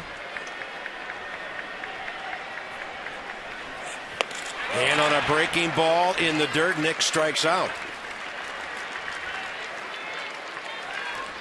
Jesus Flores big on D today. Yeah, he's thrown out the last 3 base runners. I think Rafael Furcal in Los Angeles. And Willie Harris here. That was in the 1st inning. And this is a great throw on Jose Reyes. So he threw out a guy with 32 stolen bases right there. And he is improving immensely behind the plate. Jose Reyes was already asking for time when the umpire informed him he was out.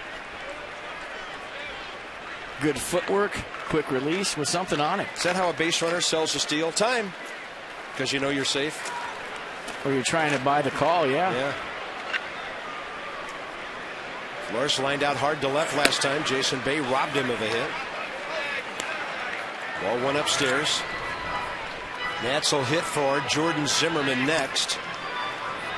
And if they don't, if the inning's over, it appears Sean Burnett will take over. So it's Morse, Espinoza, on deck Cora, and Flores now with a count of 1-0.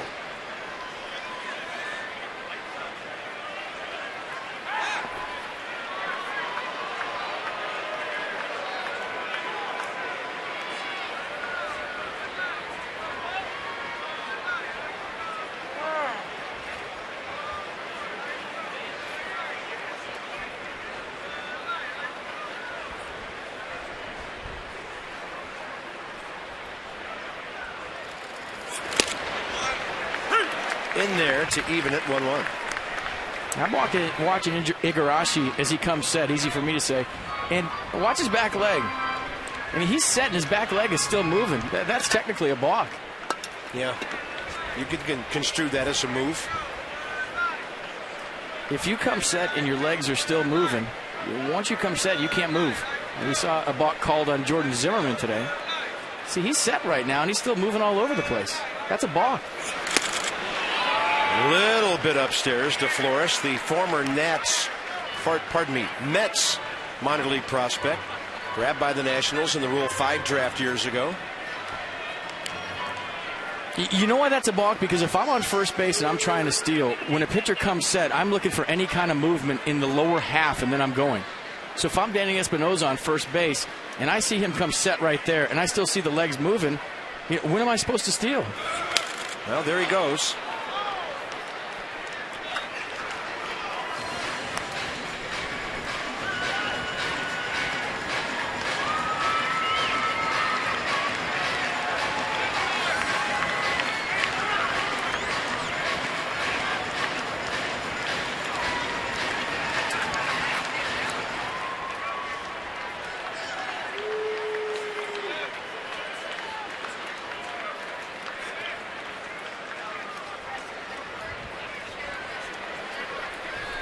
Igarashi working slowly. 2-2 pitch.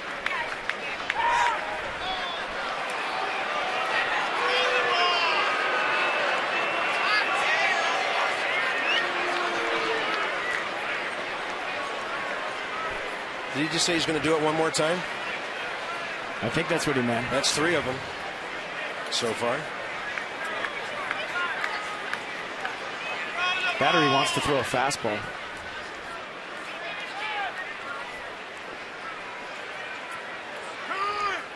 Man, he is obsessed with Danny Espinosa.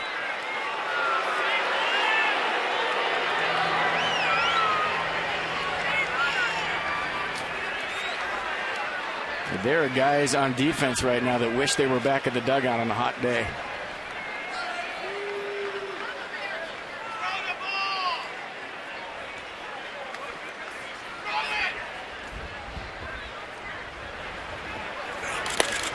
Flores takes it up and in. Now we know Danny Espinosa will be running.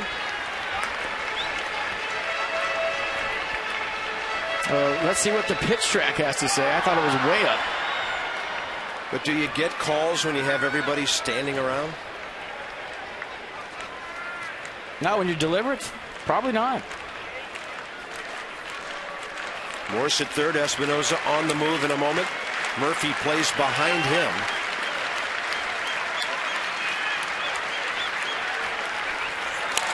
And Flores hangs tough.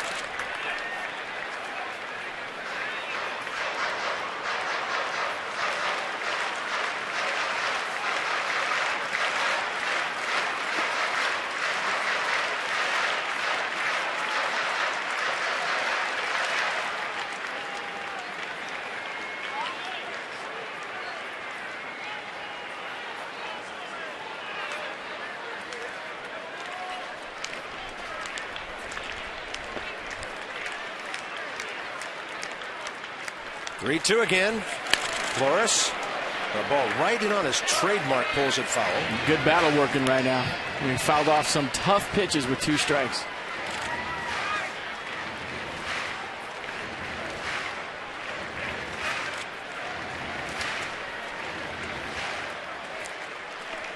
He struck out Lance Nix, pinch hitting for Gomes.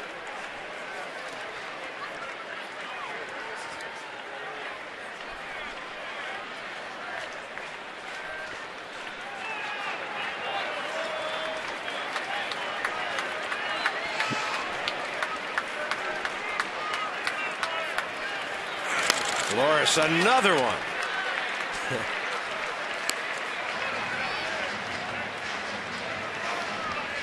This will be the 9th pitch right now. Jesus Flores sticking his nose in there, fighting for an RBI.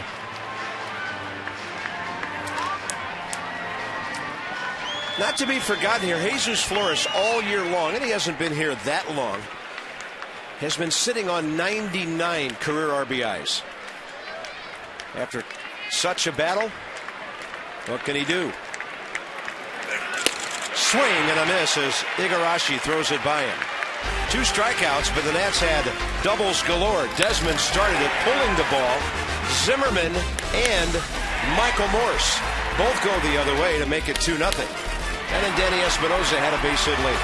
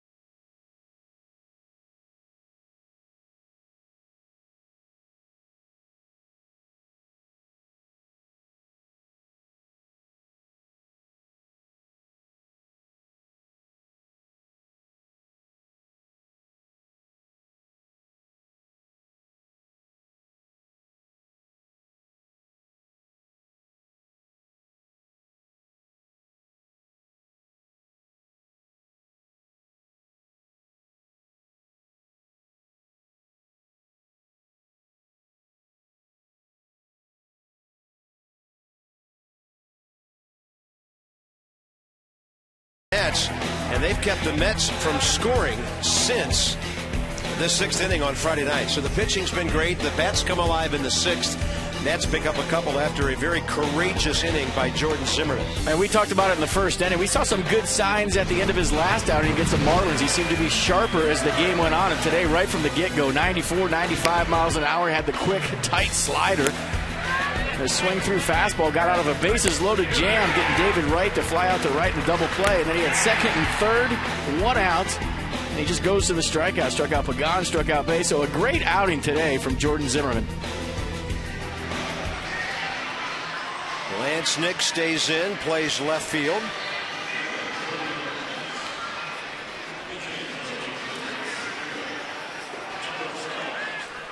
And so it'll be Sean Burnett in a lefty-righty matchup with Scott Hairston, who will bat for the right fielder Lucas Duda. Sean starting to turn his season around again. A couple of good outings lately.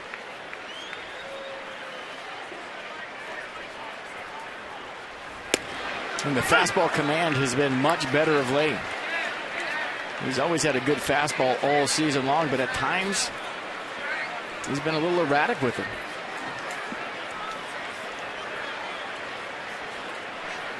Strike one so important to Sean. That's a fastball, tails up and away.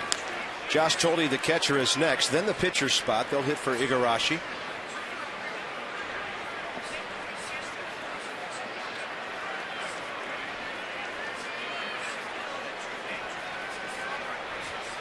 And Burnett's 1-1, fouled off to the right.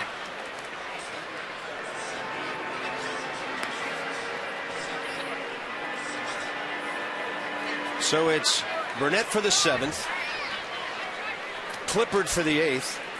And Drew Storn is stretching in the bullpen. Yep, with 22 some minutes to go in the trading deadline.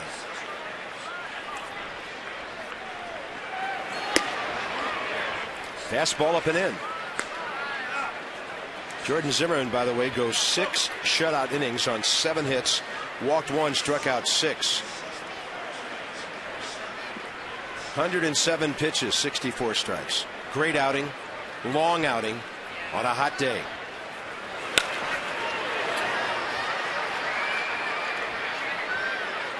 And there he is.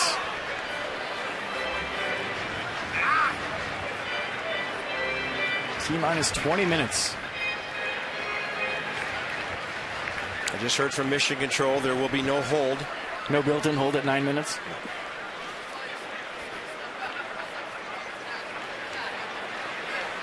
2 balls and 2 strikes. That ball's well hit to left. Sean Burnett, first batter, 2-1 game. He has given up lots of home runs in tough situations this year. That'll be the 6th homer he's given up.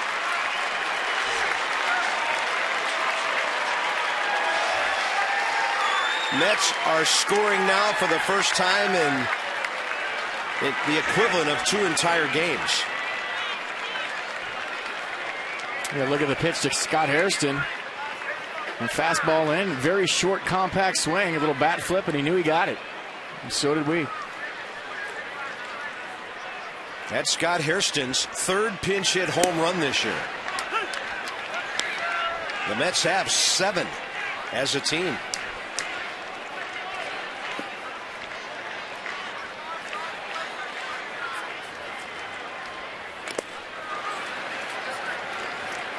Hairston overall 6 home runs and the 74th of his big league career. It's also his 6th career pinch hit home run.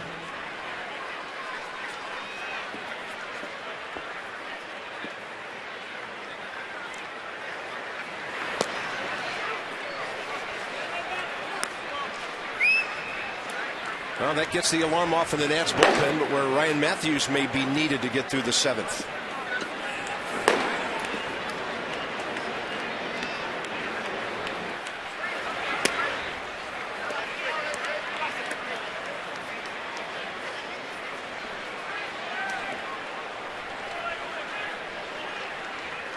Pedro Beato.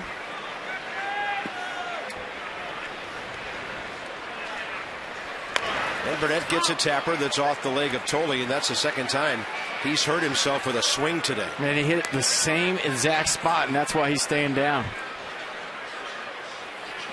You think when you're going to catch a baseball game to get beat up behind the plate. Today, Josh Tolle's getting beat up in the batter's box.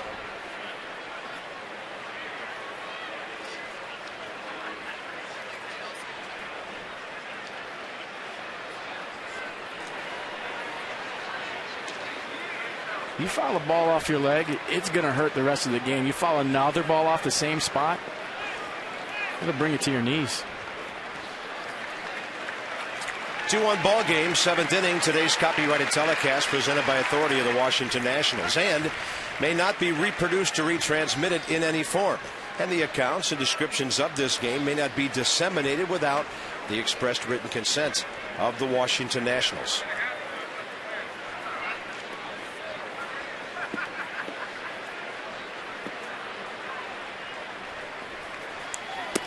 Burnett gets a called third strike on the outside half, and Tolle doesn't like it.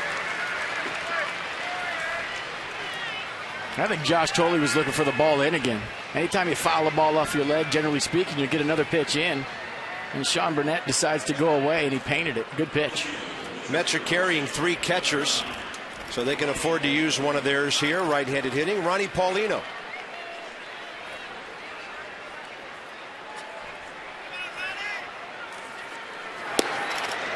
Started the ball game on Friday night. He went 3 for 4 with 2 singles, a double, 2 runs scored, and an RBI. Ronnie Paulino upping his average to 305. As a pinch hitter, 1 for 9 with a ribby.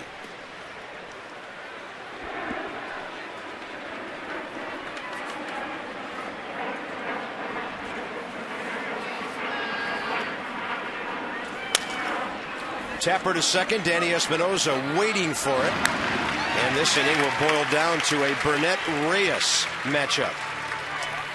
Talked about David Wright earlier, AT&T trivia. 7th consecutive multi-hit game. So need another hit to do it again. Jose Reyes has 48, now 49 multi-hit games, including today, this year. 335. And his teammate not far behind. That's a lot of nights sleeping like a baby. Yeah, they call it, they talk about the sleep of the righteous. How about the sleep of the hitterish? 2 for 4, 3 for 4 all the time. Go to bed. Something I know nothing about. 3 for 4 or going to bed? Sleeping well because I got 2 hits. You had a few times. Somebody better catch this. It's Espinosa. 7th inning stretch time for a nice crowd at the ballpark. Scott Hairston, a pinch hit home run given up by Sean Burnett. But the Nats into the bottom of the 7th with the lead. And you'll take that at home anytime on a Sunday afternoon trying to win a series.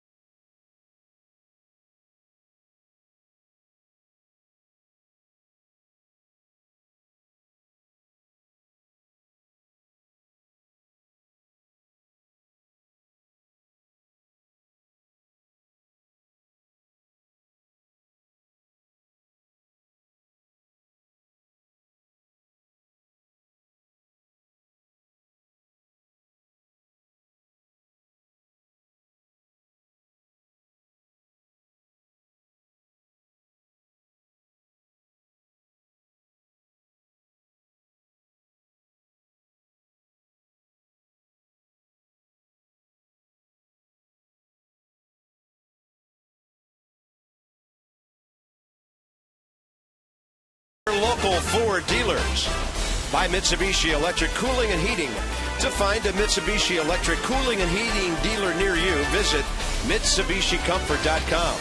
And by BMW, the ultimate driving machine. Hot day in our nation's capital over by the White House. Good place for a stroll. Maybe a little hand dip into the fountain. And tomorrow night, the Atlanta Braves will be here. Jair Jurgens, 12-3, one of the best ERA guys. And the Braves are 15-4 his last 19 starts. Levon's 4-3 here at home. Overall, he's 5-10 with a 4.19 ERA. Coverage begins at 6:30 with Nats Extra tomorrow night. And Nats scored 6 runs off Jurgens in Atlanta. That was a frustrating series. Every 3-game series on that road trip, the Nationals could have won 2 out of 3. Yeah, you get 6 runs off Jair Jurgens, you think you're going to win the baseball game. They couldn't pull it off that day. We'll see what happens tomorrow.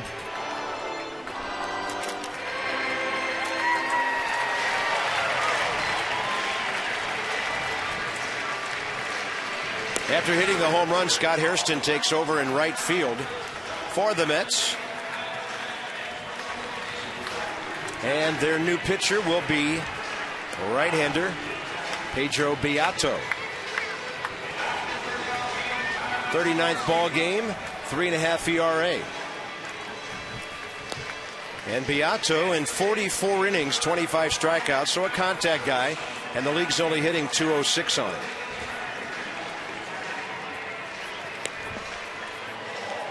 Let's go back to the 6th inning. Nats offense.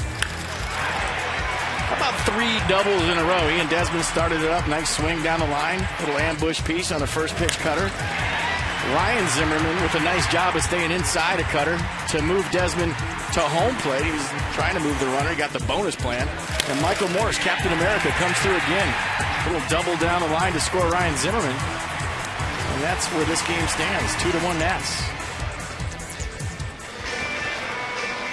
Nationals will go further into their bullpen with Tyler Clippard, it appears, in the 8th inning. And so Rick Ankiel will get a pinch hitting appearance here, leading off bottom 7 for the pitcher. That worked out nicely. Trying to go on the attack and get that run right back that the Mets just scored.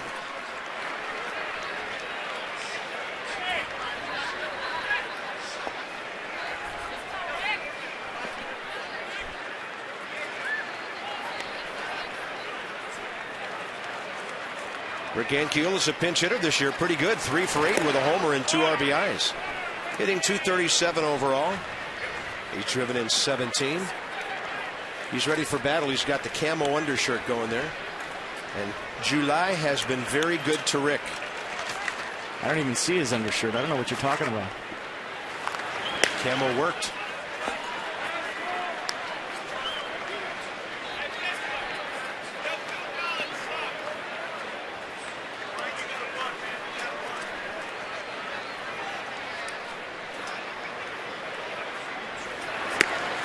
And Ankiel, who is not a patient hitter, works the count to 3-0. If the Nats offense can have a big inning right here, we talk about Tyler Clippard in the 8th and Drew Storn in the 9th, they might come in after the trade deadline has already passed. We're talking about 2 guys that don't have to worry about anything anymore. A lot off their plate. Go out and pitch. And that bodes well for the Nationals. This is your 10-minute warning. We repeat. 10 minutes.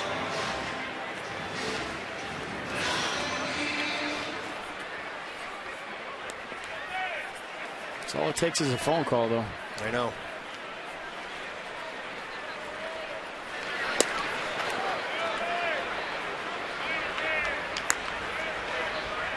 I mean, there might be 2 GMs on the phone right now where the call is active. They don't want to hang up. And discussions are taking place among war rooms on either end. I think Mike Rizzo said a lot when he was in the booth last night, talking about he's not going to give up the farm to get somebody he wants. That ball bunted pretty hard by Bixler, so Ankiel's out. Easy play, 1-6. You know, it was kind of funny in years past. A lot of people used to make fun of Pat Gillick. They called him Stand Pat. There were times at the trading deadline when everybody was scrambling around and he felt he had a good enough ball club. And he had 11 playoff appearances in his career, and he was receiving a plaque in Cooperstown last Sunday. It's cliche, but sometimes the best trades you make are the ones you don't make.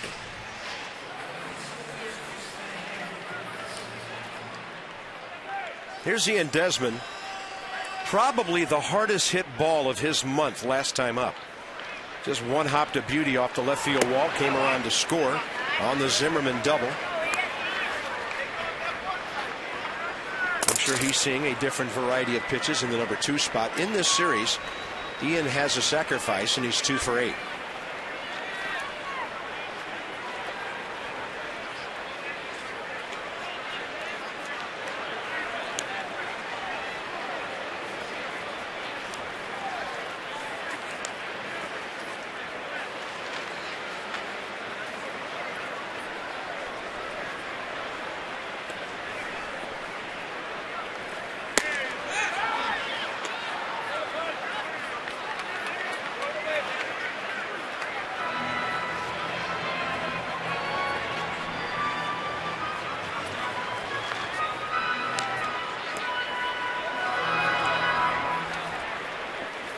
Mets and the Nats each with 8 hits today. 1-8-0 Mets, 2-8-1 Nats on the line score. Good lead over there by Bixler, who can fly. He's holding. Desmond lifts one to left center. It'll be caught by Jason Bay. 2 outs. They expect flexibility with our new midseason flex plans. Pick out 3 games, get a 4th one free with a new era ball cap. Just log on to nationals.com/flex and check it out here in the middle of the season, which, by the way, comes to an official end at the end of tomorrow night's game. Game number 108.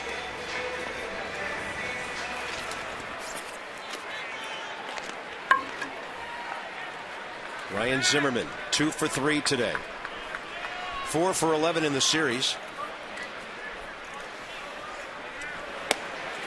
Good fastball to the inside corner from Pedro Beato.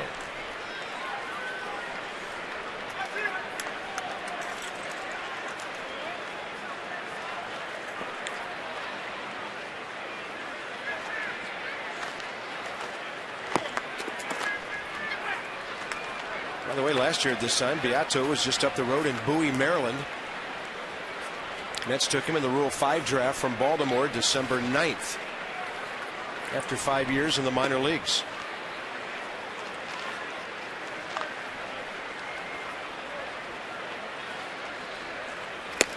Zimmerman committed on a ball well outside. No balls, 2 strikes.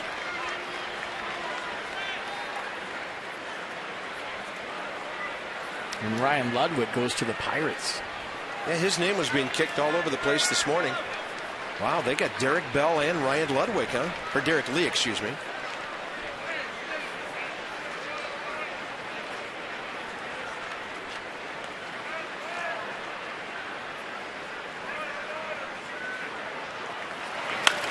And Zimmerman, right off the end of the bat, pops it up on the infield. This ball game into the 8th inning. Nats 2, Mets 1. Oh yeah, another 1-run game.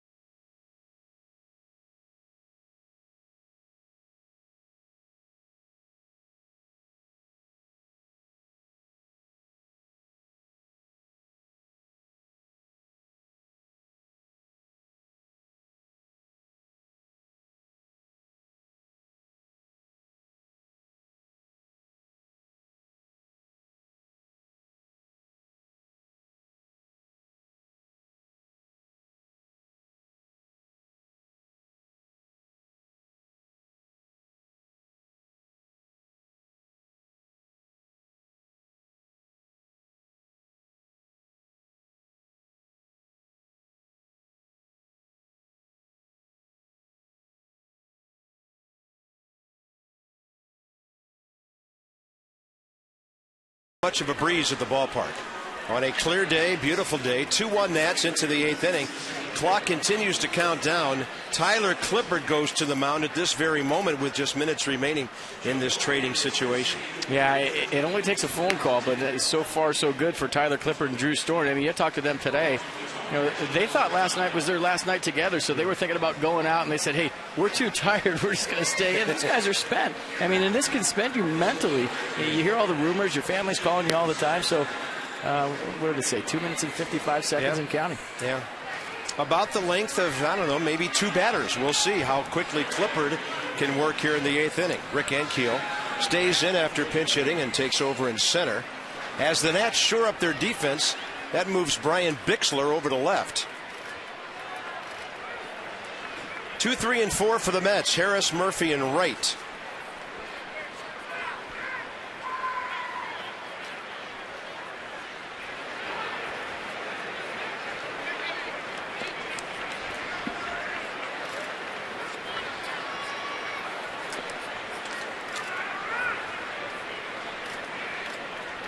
So the Nats pitcher is batting 7th as we get into the 8th here.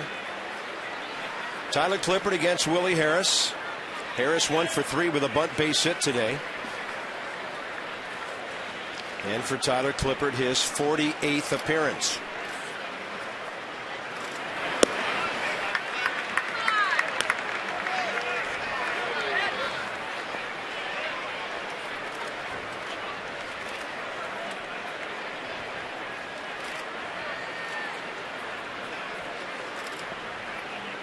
Clippard goes 2-0 here. Willie was pumping.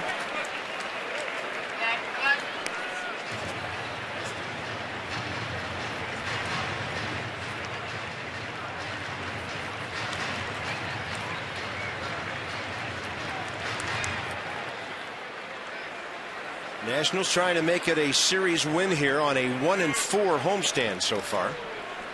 And a 2-1 to Willie Harris. Way out ahead of that one. 82 on the changeup, and he pulled that thing on a 45-degree angle to the right from the first baseline.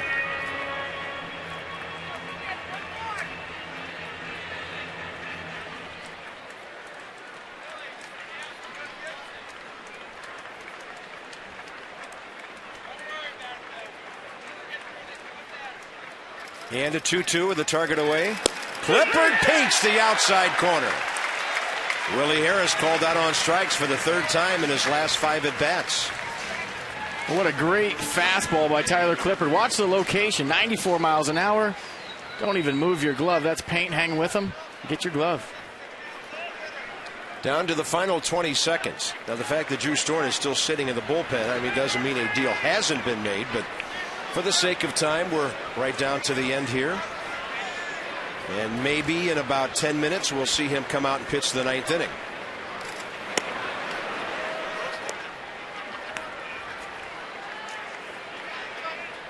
And in some offices, confetti is flying.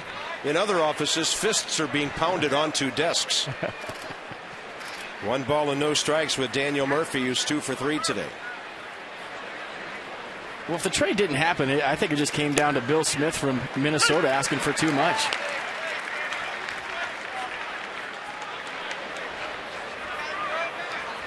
He already gave the Nationals Wilson Ramos. That was a great trade by Mike Rizzo.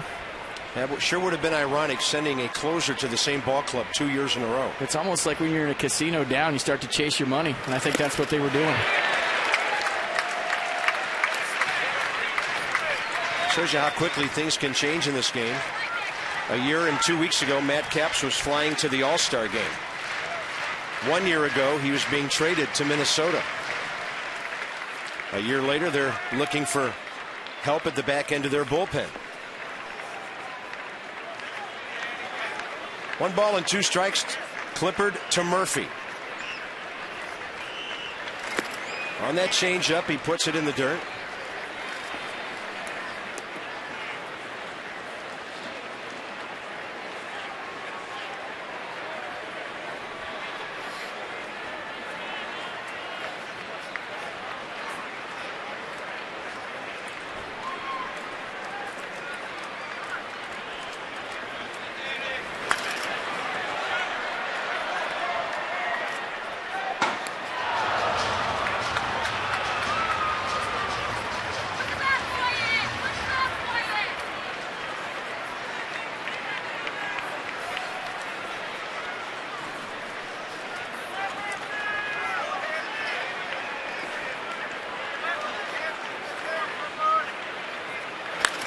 Murphy got jammed. High in the air. Michael Morse called off by Espinoza on the fair ball at the last moment. So the league's third leading hitter retired, who already had 2 hits today, and Clippard gets the first 2 outs here in the 8th. Well, that goes to show you how good Tyler Clippard is. That's the first time Daniel Murphy hasn't hit a ball in the barrel this whole series.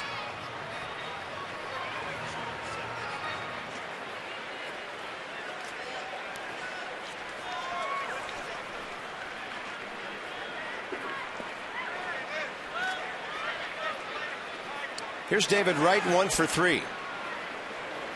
In the series, 5 for 10 with a walk.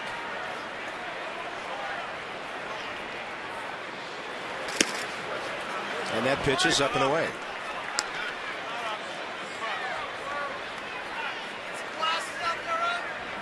Well, I think today's non-events in the trading deadline situation for the Nats is a perfect example of you can want what's out there, what you need for your ball club, but you have to weigh heavily what you're giving up.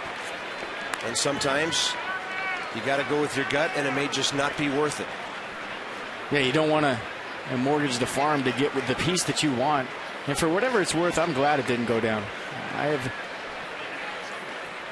grown really fond of Tyler Clippard and Drew Storm. I think they're great men, great pitchers, great for this organization. And when you talk about when this team is going to contend, and that's going to be very soon, when you got the 8th and 9th locked up on a daily basis.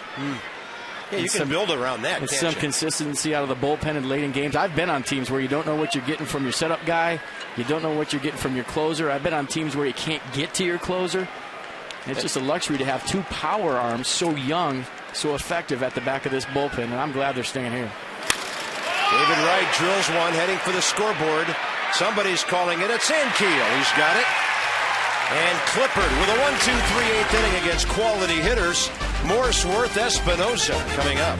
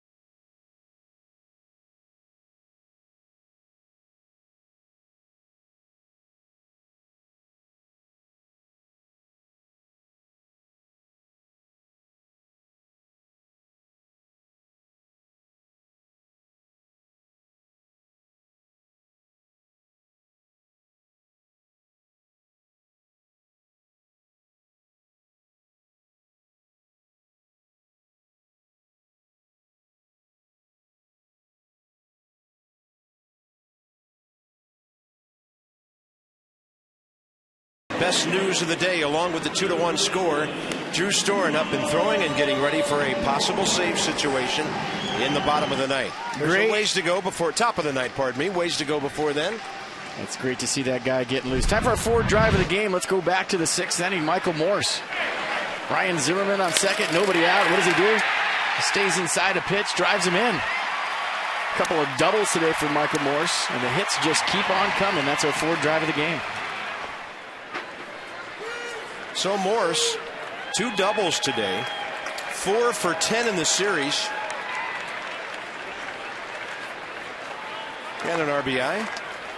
1 RBI away from 60. Inside corner with a fastball from Pedro Beato. Nats trying to close out July with a win that would make them 11-15 for the month.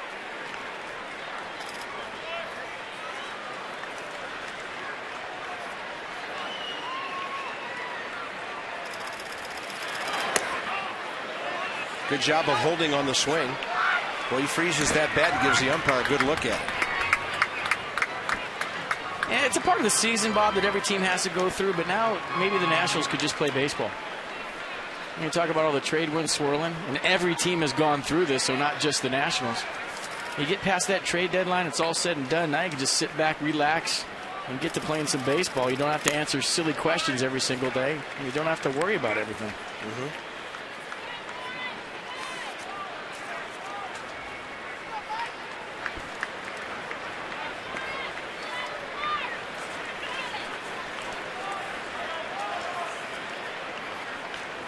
Two balls and a strike. Morris with a big swing. Counts even.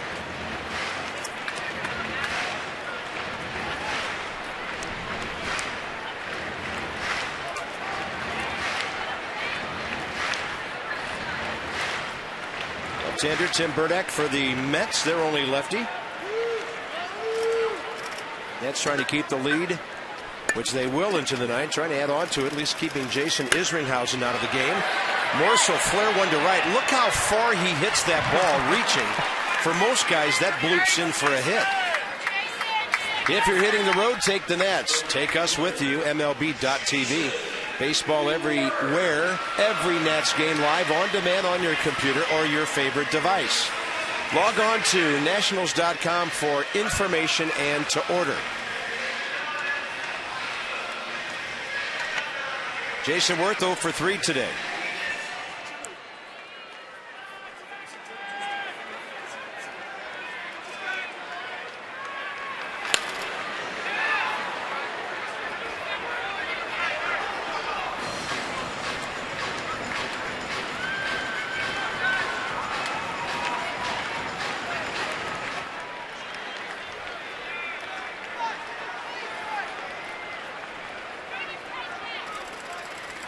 And Worth swings one to right center.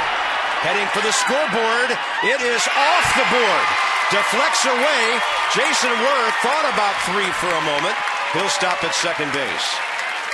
And even Worth is now starting to use the entire ballpark here. That'll be his 4th hit of this series in 11 at-bats. 0 for 3 into a 1 for 4 with a double. That's a nice salvage. And he has been letting the ball travel and get deep a lot lately. Backs that ball up, lets it get deep, and drives it the other way. So the swings have been good. And he started to think about 3 right here. And he saw the ball coming in. Good decision to stay at second base. Danny Espinosa batting left-handed this year, 2-11. Base hit last time, 1 for 3, 1 for 11 in the series, but he did get a knock today. And an RBI sitting out there, a big one.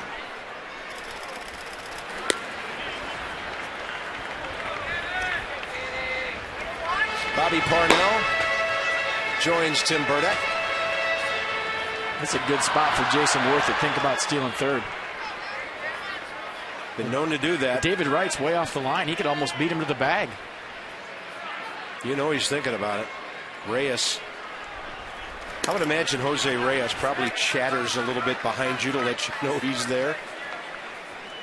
Oh, absolutely. Yeah, they're having a little chat. I'm here. We'll be stealing third.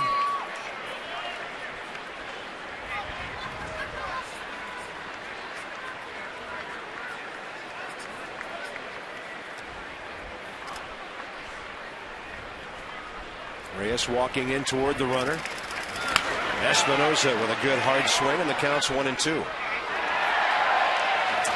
In the division, Phillies trailing at home 5-3 to the Pirates, bottom of the 8th, and now they're in the 8th at Atlanta, and the Marlins lead 3-1. Florida trying to salvage a game out of that series. Emilio Bonifacio hit his 2nd home run of the year in that game.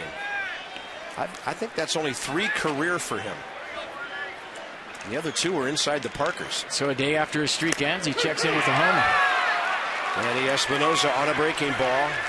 Looks at it, punched out.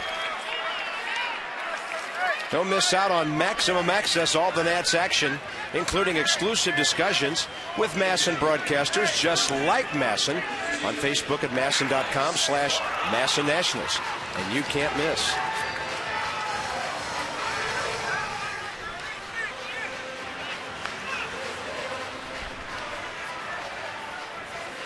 So that's it for Beato. Pitcher spot coming up.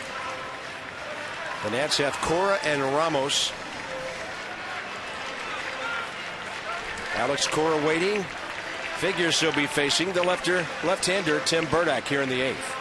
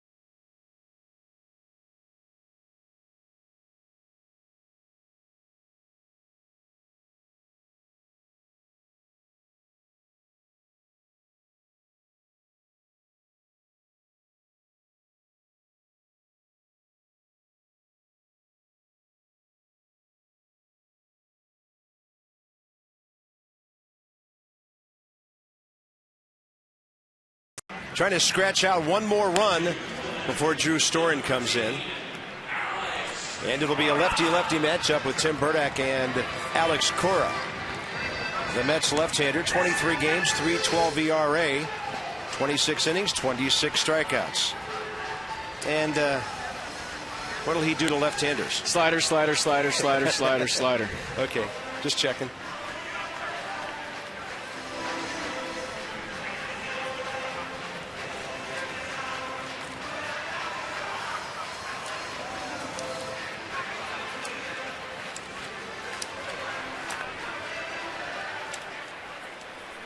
Tim Burdack, 37 years of age.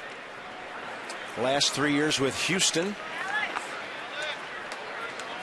The good thing about Cora facing a slider is there's not a whole lot to his swing. He spreads out and just drops the bat on the ball. He likes to go the other way, and that's where the slider will take you if it's left on left. That's why David Wright plays 20 feet or more off the line at third, trying to just jam up that gap between Wright and Reyes.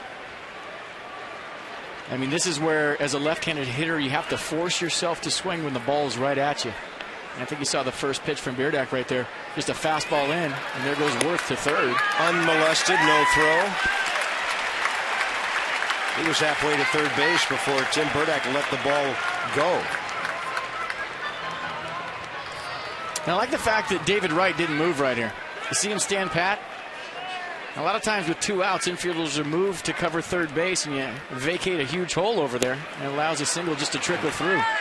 1 ball and 2 strikes, and you never know, getting to third base with a breaking ball pitcher, 2 outs, he might bounce a slider. And of course, seen a couple of fastballs, so he's probably sitting on the slider. Burdack is thinking that, and he's throwing him fastballs.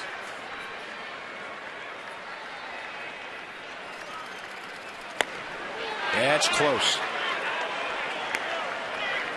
So bad scouting report for me, but if you look at his numbers, he throws that slider 48% of the time. He came in the other night, and it's all he threw was sliders. You're trying to switch it up against the veteran Cora.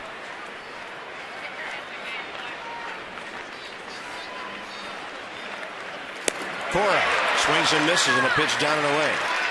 So here we go. 9th inning. Trade deadline has come and gone. Drew Storen, still a member of the Washington Nationals. His final warm-up toss. He's off to the mound. 3 outs to go.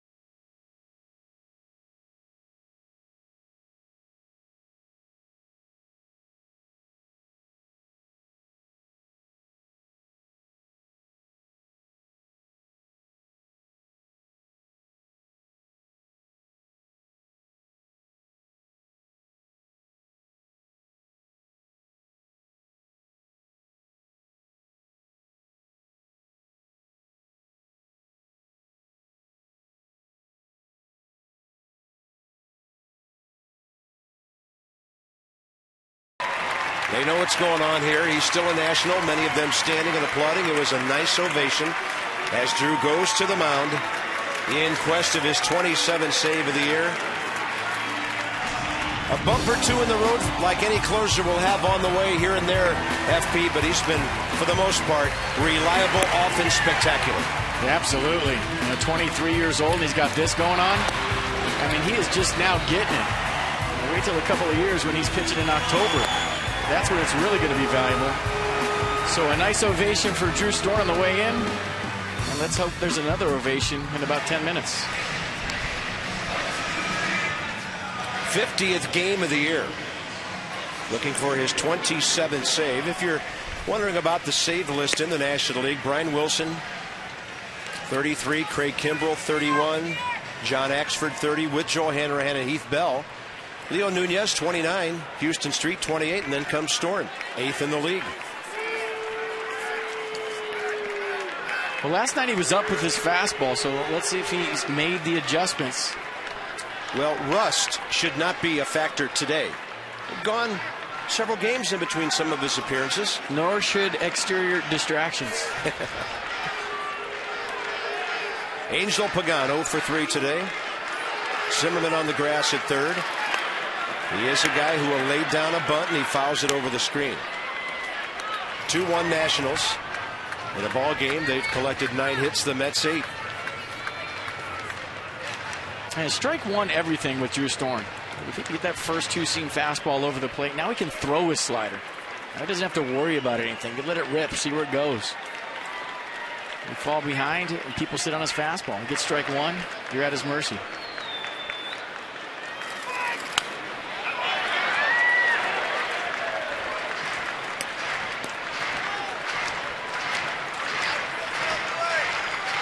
Jason Bay, and then Scott Hairston for the Mets here in the 9th.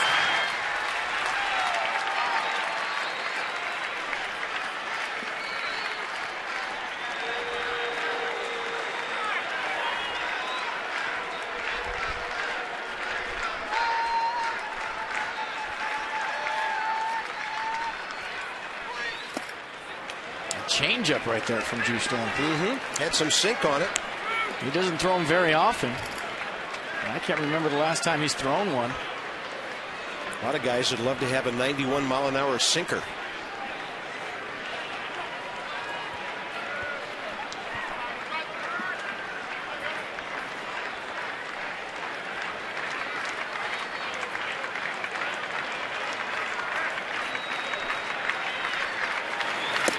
Tried to go backdoor with the slider, and the count's 2-2.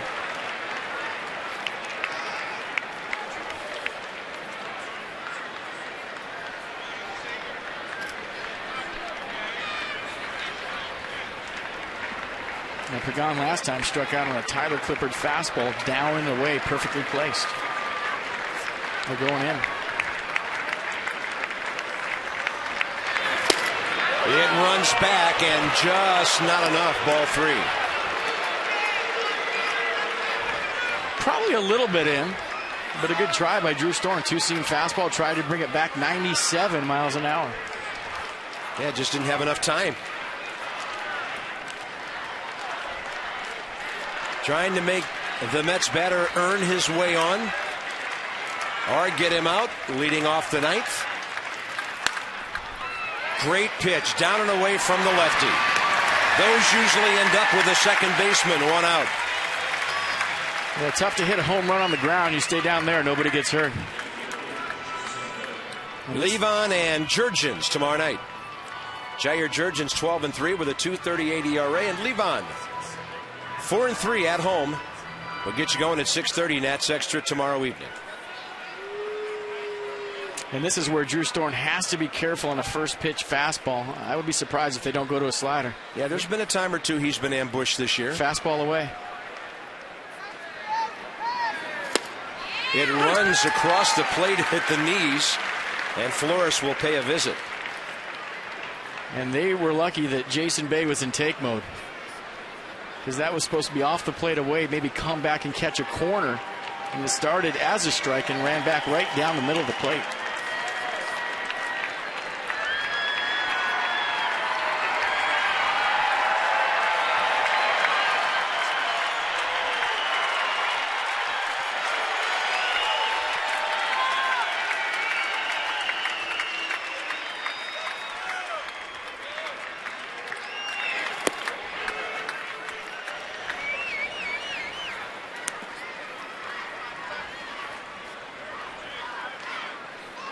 Crowd of 25,000. 307. Quiet between pitches here. Waiting for that second out so they can get up. Here's a 1-1 to Bay. Front door slider. Close. Ball 2.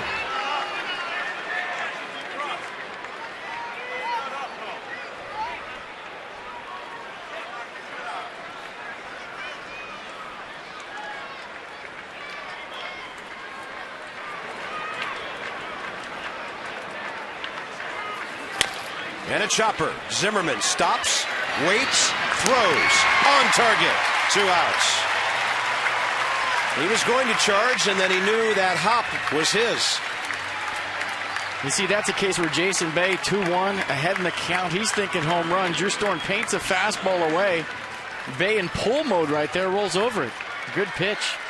Yeah, he rolled over Pagan, the lefty, did the same to the right-hander, and now it's Scott Hairston who homered last time up. The Mets do have a left-handed bat on the bench in outfielder Jason Pridey, but they stayed with Hairston here.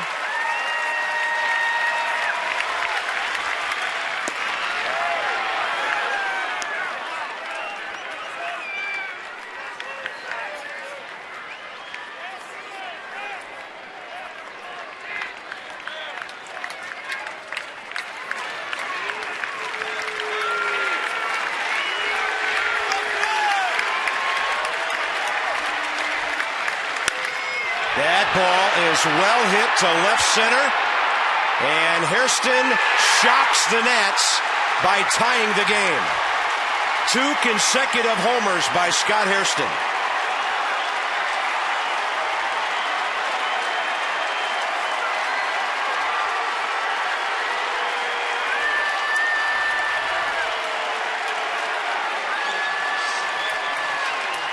I mean, look at the pitch from Storm, just a fastball up.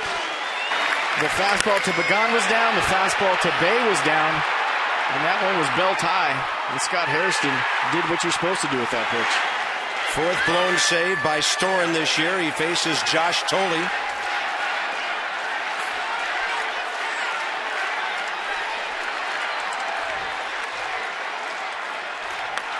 That ball drilled out to center. Ankiel is there, and this one's going bottom 9.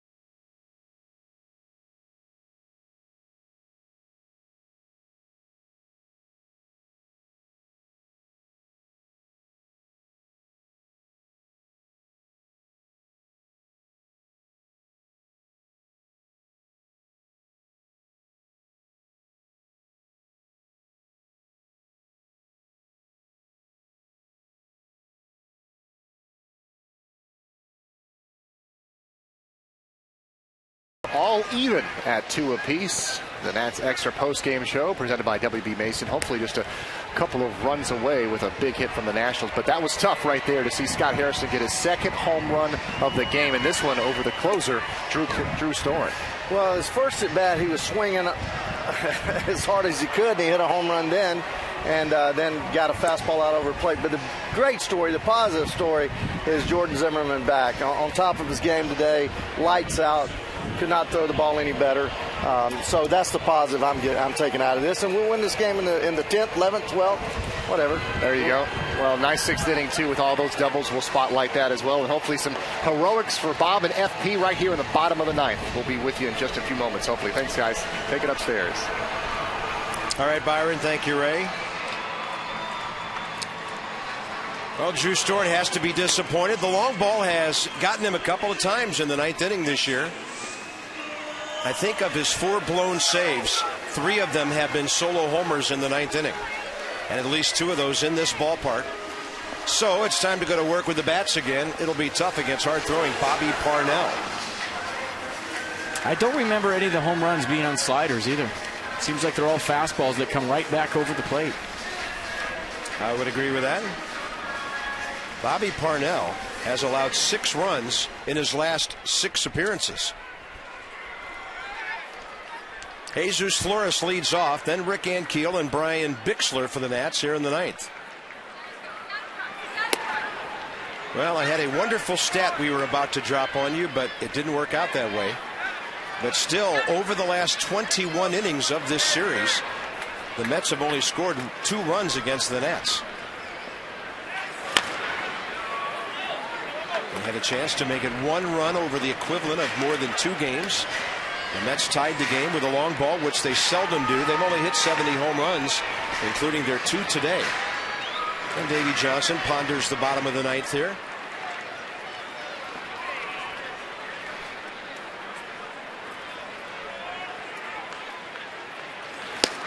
Flores reaching and unreachable.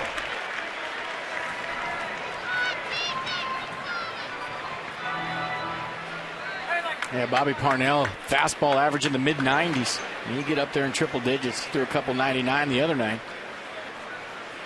If he's got the slider to go with it, it's a rough at-bat. 1 ball, 2 strikes.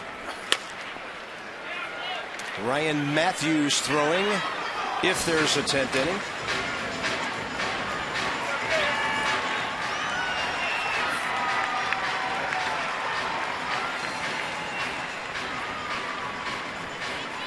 Rick Ankiel walked, pinch hitting back in the 7th, stayed into play center field.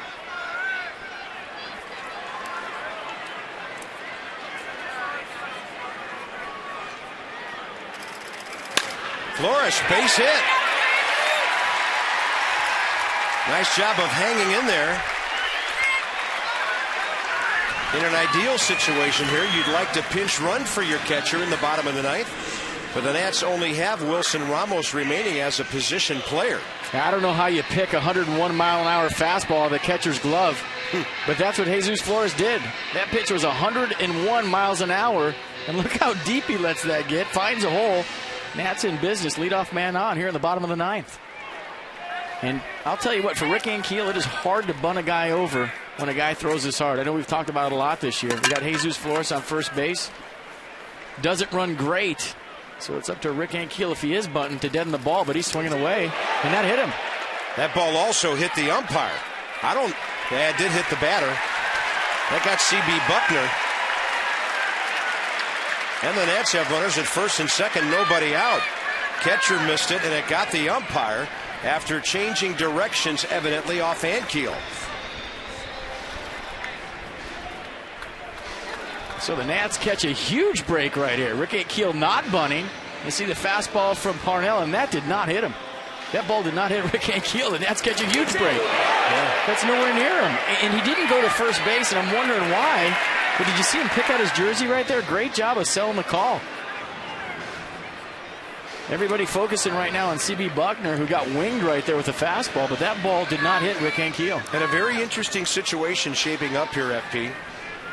Brian Bixler coming in, good bunter, but you have a catcher running at second base. And, you know, we were asking that pinch running question a moment ago. If you would pinch run for Flores, you'd have to do it with a pitcher. And Jason Marquis no longer on this ball club, probably the most athletic of the pitchers. The second most would be Jordan Zimmerman, who pitched earlier today. So Davey Johnson with a short bench, kind of hamstrung here in the case of what he can do with his runner. So Bo Porter's really going to get in the ear of Jesus Flores and talk about how to get a good lead off of second base, how to react to the bunt, and Brian Bixler coming up. And then if they walk Desmond to load the bases, you've got Ryan Zimmerman. So if Brian lays down the bunt, the Nats are in great shape here. Yeah, not an easy thing when you didn't get the bunt down your last time up. It starts to get in your head. Brian Bixler bunted it hard back to the pitcher his last time. So it'll be interesting to see if Terry Collins employs a bunt defense here, where he rotates the shortstop over. David Wright charging early. That ball is on the ground. It checks up, throw to third, and Bo Porter can't believe that David Wright was on the bag. That's an amazing play by Bobby Parnell. As soon as that ball checked up, I thought he got the job done. A little balata spin on there. He brought it back a little bit. But how about Bobby Parnell? That's one of the best plays you'll see by a pitcher all year, and I think he's hurt. Watch him fly off the mound right here. Blind throw. That's the first That's baseman. Murphy, my bad. Yeah. David Murphy. You're right. I thought it was Parnell. Well, I thought it was Parnell because he's down. Good call. They got him. I think you see, and Bobby made a great point about having a short bench right there. A good runner gets to third. Yeah. Daniel Murphy with a fantastic play. How about that?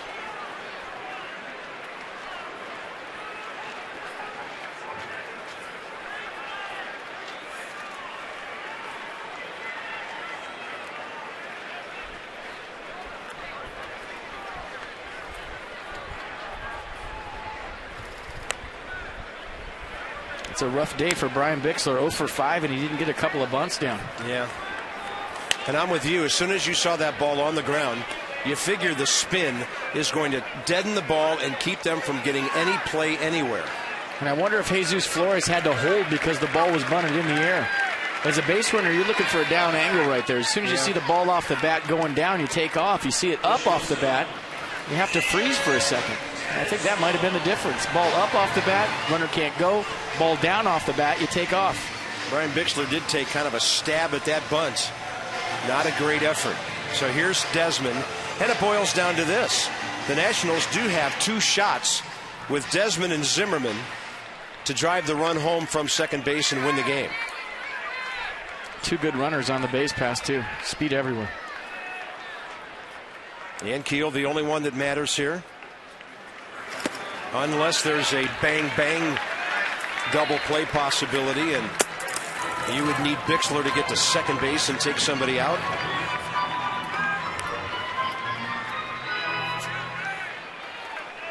Two-two ball game, bottom of the 9th.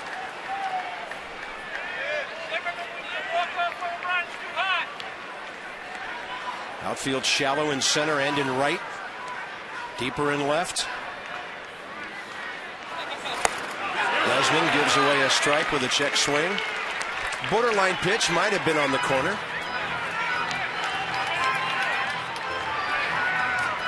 Yeah, Pagan has a great arm in center field.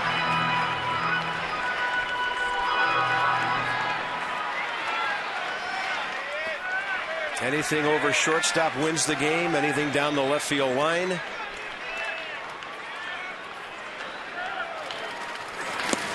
Good take. Secondary lead. Throw to third. And safe is Ankiel. Alert base running by Rick. Now it's just as good as had the bunt been executed. What a great read by Rick Ankiel. Looking for a ball in the dirt. He gets it, and as soon as it hits, he takes off. You have to be anticipating this, folks, to get to third base. You can't just see it down and kick away and then go or you're out. He was looking for that. Great job. And Jerry Meals was just waiting there to make sure Ankiel stayed on the bag. Now all the outfielders are in. The infield is in. If they don't pitch to Desmond, they have to deal with Zimmerman. So Ian with a count of 2-1 now, looking for contact. Will Davies squeeze. And Desmond on that slider gives away another strike. I'm not sure Bobby Parnell's thrown him a strike yet. And the count's 2-2. With the game on the line right here as a young hitter, you just have to tell yourself, hit the ball hard. You can't sit there and think, I'm going to win the game. I'm going to hit a sac fly. You're just looking for the barrel on the baseball. 2-2 pitch. Desmond takes a BB just outside. Wow. Pretty good take for me and Desmond. I'm swinging at this. Could have been called strike 3.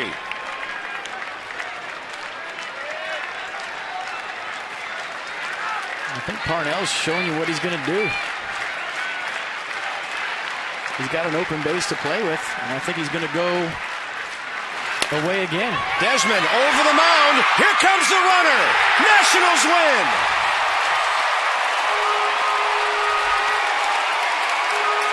You put the ball in play with 2 strikes, good things happen. Great job of battling by Ian Desmond. Slider on the outer half, he just reaches out and chops it. And how about Rick Ankiel? Great job of getting to third, a great read right there on the contact play. Just won the Nats a game, just won the Nats a series. Nice job. Ian Desmond's second hit of the day, his 27th RBI, just chopped high enough. What a great jump by Ankiel at third. He had a big primary lead, and as soon as he sees the down angle, he's off. Regardless if it's back to the pitcher, no matter where it is, and that wasn't even close at the plate. Contact play wins the Nats a game. Yeah, that's some great base running right there. Ankiel 90 feet second to third, 90 feet third to home, and the Nats scratch out a win after it could have been a real downer with the Mets tying the ball game in the top of the 9th inning.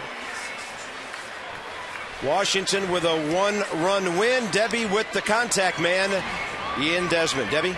Thank you very much, Bob. And Ian, just what's going through your mind in that final at bat? Oh, just trying to get a pitch to hit, drive something the other way.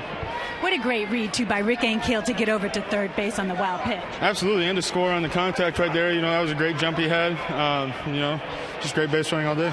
And a good game to rebound after what happened in the Florida series to come back and take 2 out of 3 from the Mets. Absolutely, not even the only rebound from the game, but we lost a couple series in a row. It was nice to come out and get a W here and take the series from the Mets. Ian, before I let you go, I have to ask you about that 6th inning. You lead off with the double. Were you feeding off of some of the energy from Jordan Zimmerman regarding the way the top of the inning ended? Yeah, absolutely. That's the luxury of having a guy like Jordan Zimmerman out there. He's going all the way with all the guts he's got. It fires us up. We want to make sure his effort wasn't wasted today. Okay, thank you very much, Ian Desmond. Bob, back to you. Thank you, Debbie Taylor. Thank you, Ian Desmond, for making some contact. Watch Ankiel, bottom of your screen. Contact. He's on the way. Scores easily. Got a great jump. That's what it's all about, FP, reading the ball. And really, that wasn't as good as the base running play between second and third that set up the whole thing. Good for Ian Desmond, hunting a game-winning RBI. So the Nats win it. 3-2. They win a series. First time since the All-Star break for FP and Debbie. Bob Carpenter. Join us Monday. Series opener against the Braves. It'll be Livan Hernandez, 5-10, against Jair Jurgens, 12-3. This has been a presentation of Masson. Stay tuned, Byron and Ray. Nats Extra straight ahead. And from the booth, a nice win, a series win. See you later.